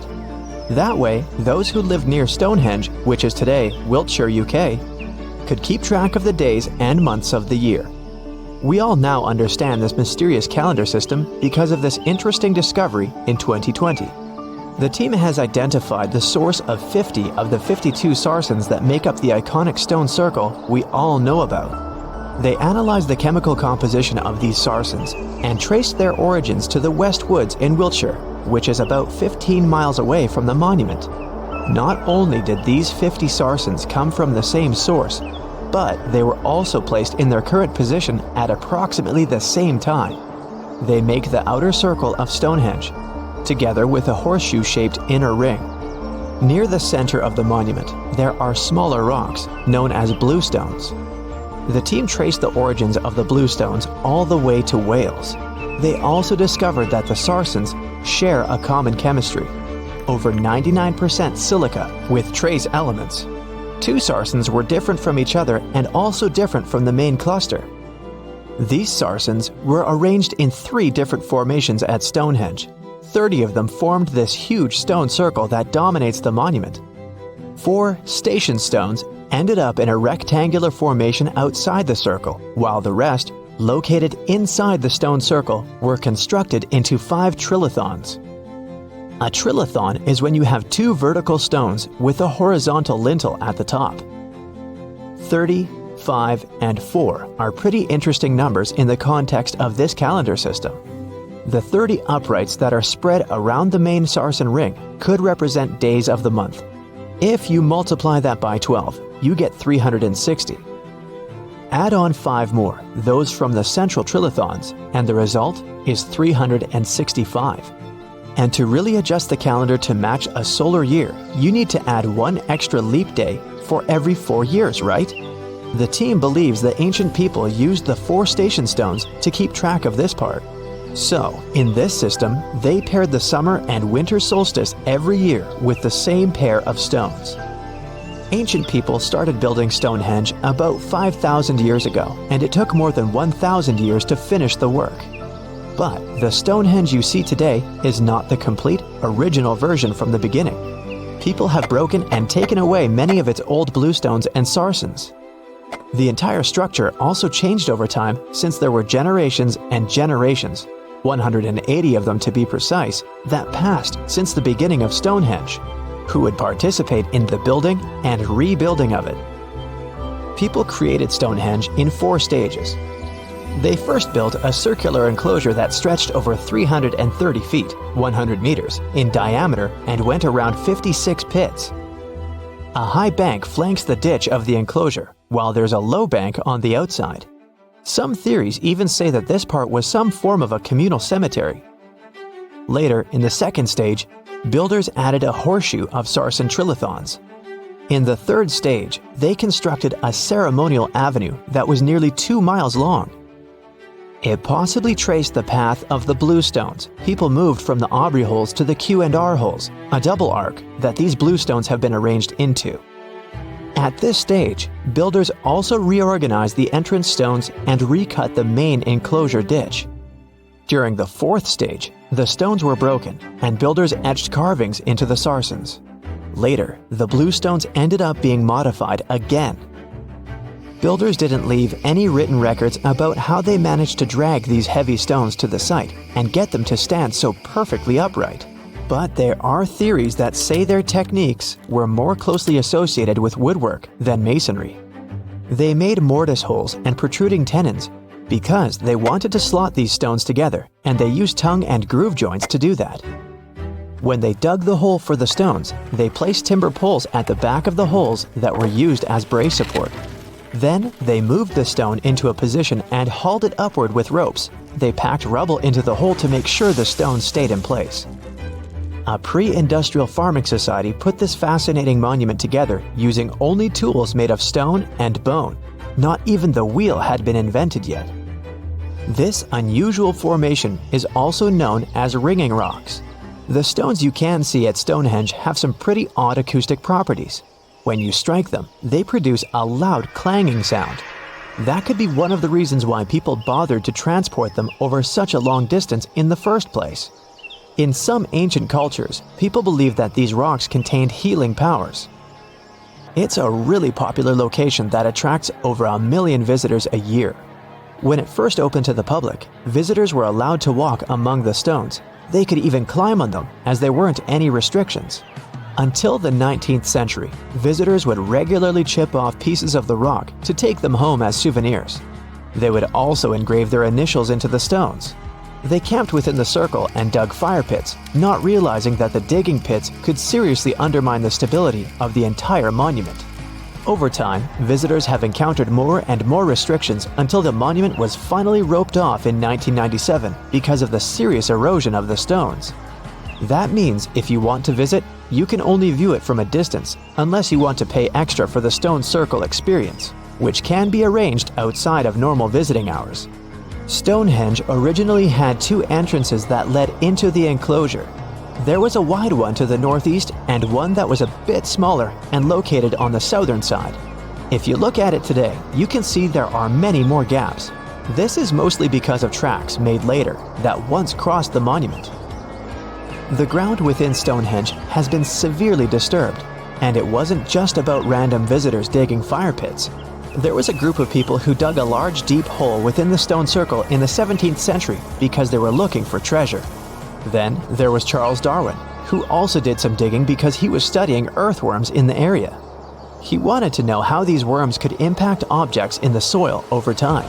He observed how a fallen stone there had sunk deeper into the ground and realized it was happening because of the activities of these tiny creatures who churned through the soil all the time. In 1963, there was a theory that Stonehenge had been built as some sort of computer that predicts solar and lunar eclipses. Later, some proposed it was actually constructed as a monument to ancestors that had passed away. This theory says the permanence of its stones represented the eternal afterlife. The average sarsen you can find there weighs 25 tons, while the biggest one weighs around 30 tons. If you want to get an idea of how massive these stones really are, you can go behind the visitor center in the outdoor gallery to check out a replica sarsen stone. It's a true copy of a freestanding upright from one of the trilithons that are located in the inner horseshoe of the monument. There are 5 Neolithic houses at Stonehenge based on real archaeological evidence of houses found in that area. Each of them had stake-built walls and a chalk floor. Some even had furniture. There was also a lot of trash discovered, which means people in this area used to like celebrations and feasting. Research has shown that people lived in these houses for 50 to 100 years, around 4,500 years BCE, which was the time when the builders brought the sarsen stones to Stonehenge. During the time they were building Stonehenge, generations of people went through major changes themselves, from the Stone Age to the early Bronze Age. They were no longer as static and isolated. They started to travel and trade more, which means they communicated way more than their ancestors, even internationally. This is how they could have spread the word about Stonehenge, and it's also when the whole mystery and fascination with the monument began.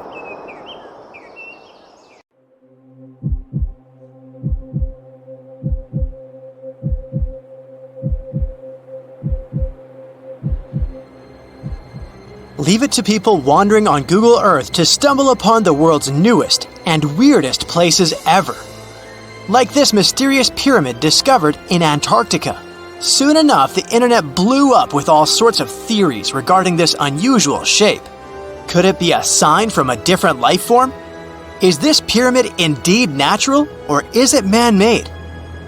For starters, it's not the first time we've discovered a pyramid in the Antarctic. The first one was observed by the British Antarctic expedition in the 1910s and kept secret for a long time.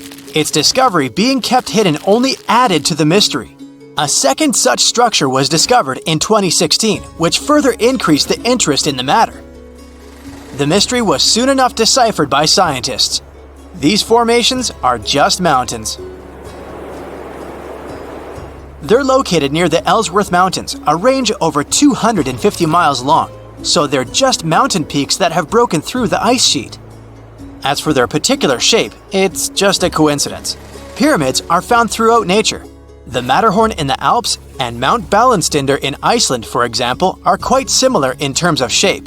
As for the official name of these peaks, they're called nunataks, or peaks of rock peeking through a glacier or an ice sheet.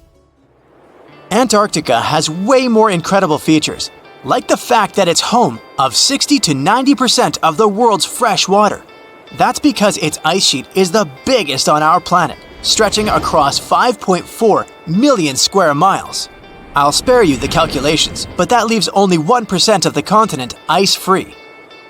Antarctica's ice reaches 2.7 miles thick at its deepest point, meaning half the height of Mount Everest. Should it ever melt completely, our sea levels would rise to roughly 200 feet. It wasn't always this cold, though. At some point in our planet's history, Antarctica had some average temperatures as the city of Melbourne has today. It took a lot of research, but scientists figured out that Antarctica's temperatures could have reached up to 62.6 degrees Fahrenheit. Sure, that was 40 to 50 million years ago, but if you think about it, it was at the same time when dinosaurs roamed our Earth. Time is also different on this icy continent. All the lines of longitude that help us calculate different time zones merge into a single point at the South Pole. Here, there are 6 months of daylight in the summer, followed by 6 months of complete darkness during the colder season. So, scientists working here stay, on average, in the same time zone they've come from.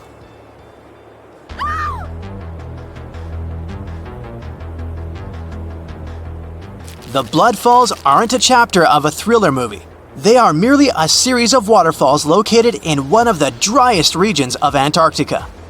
They emerge from an underground lake filled with a special type of bacteria. These little organisms use sulfates as fuel instead of sugars, which makes them very intriguing for scientists. The water contained in this lake is so full of iron that it basically just rusts when it meets air. So, the reddish color of the waterfall also gives it its trademark name. The megalodon was the largest predator ever known in our planet's history. In terms of its location, the megalodon lived practically in all waters on our globe, except near the poles. The reason why there were no megalodon teeth found in Antarctica is probably because the gigantic creature was adapted to only warm tropical and subtropical waters. If you plan to visit Antarctica by boat someday, just know you might not get there on a non-metallic boat. The hull of your transportation device must be made of either steel or aluminum to withstand the harsh weather conditions here. Antarctica isn't home to a lot of bugs. In fact, there is only one true species of insect that calls this place home. It's a wingless midge called Belgica antarctica. This fly is so tiny that it only reaches 0.08 to 0.23 inches long, but it's still the Antarctic's largest terrestrial animal. A lot of Antarctic fish also come with an antifreeze substance in their blood. They don't necessarily need it for protection against the cold temperature, but mostly against touching ice. These antifreezes are made up of large glycoprotein molecules. They surround any small ice crystals that may form, making sure they don't spread through the animal's tissues, which could cause a lot of damage. They also create a sort of small pillow blocking the sharp ice crystals, so they're less likely to cause any pain. It also doesn't rain a lot here on this icy continent, but one amazing meteorological quirk of Antarctica is that it's full of diamond dust. This dust is basically small ice crystals that pop out of humid air close to the Earth's surface. Think of it like an icy fog. As they flow through the air and get touched by sunlight, they begin to sparkle, making visitors here feel like they're surrounded by diamonds. It's probably the last place you'd want to go into labor, but in 1978, the first person was born here ever. Emil Marco Palma was its name, and ever since, 10 other people have been born here in Antarctica. There's a lake on this icy continent that is so full of salt, it makes it impossible for it to freeze over, even if temperatures can go as low as 5 degrees Fahrenheit. That's because pure water freezes at 32 degrees Fahrenheit. Water that has salt in it, or any other substance for that matter, will freeze, but at a way lower temperature. That lower temperature is adjustable depending on the substance itself and the amount that has been placed into the water. Antarctica was the last official continent to be discovered. It remained completely unseen until the 1820s.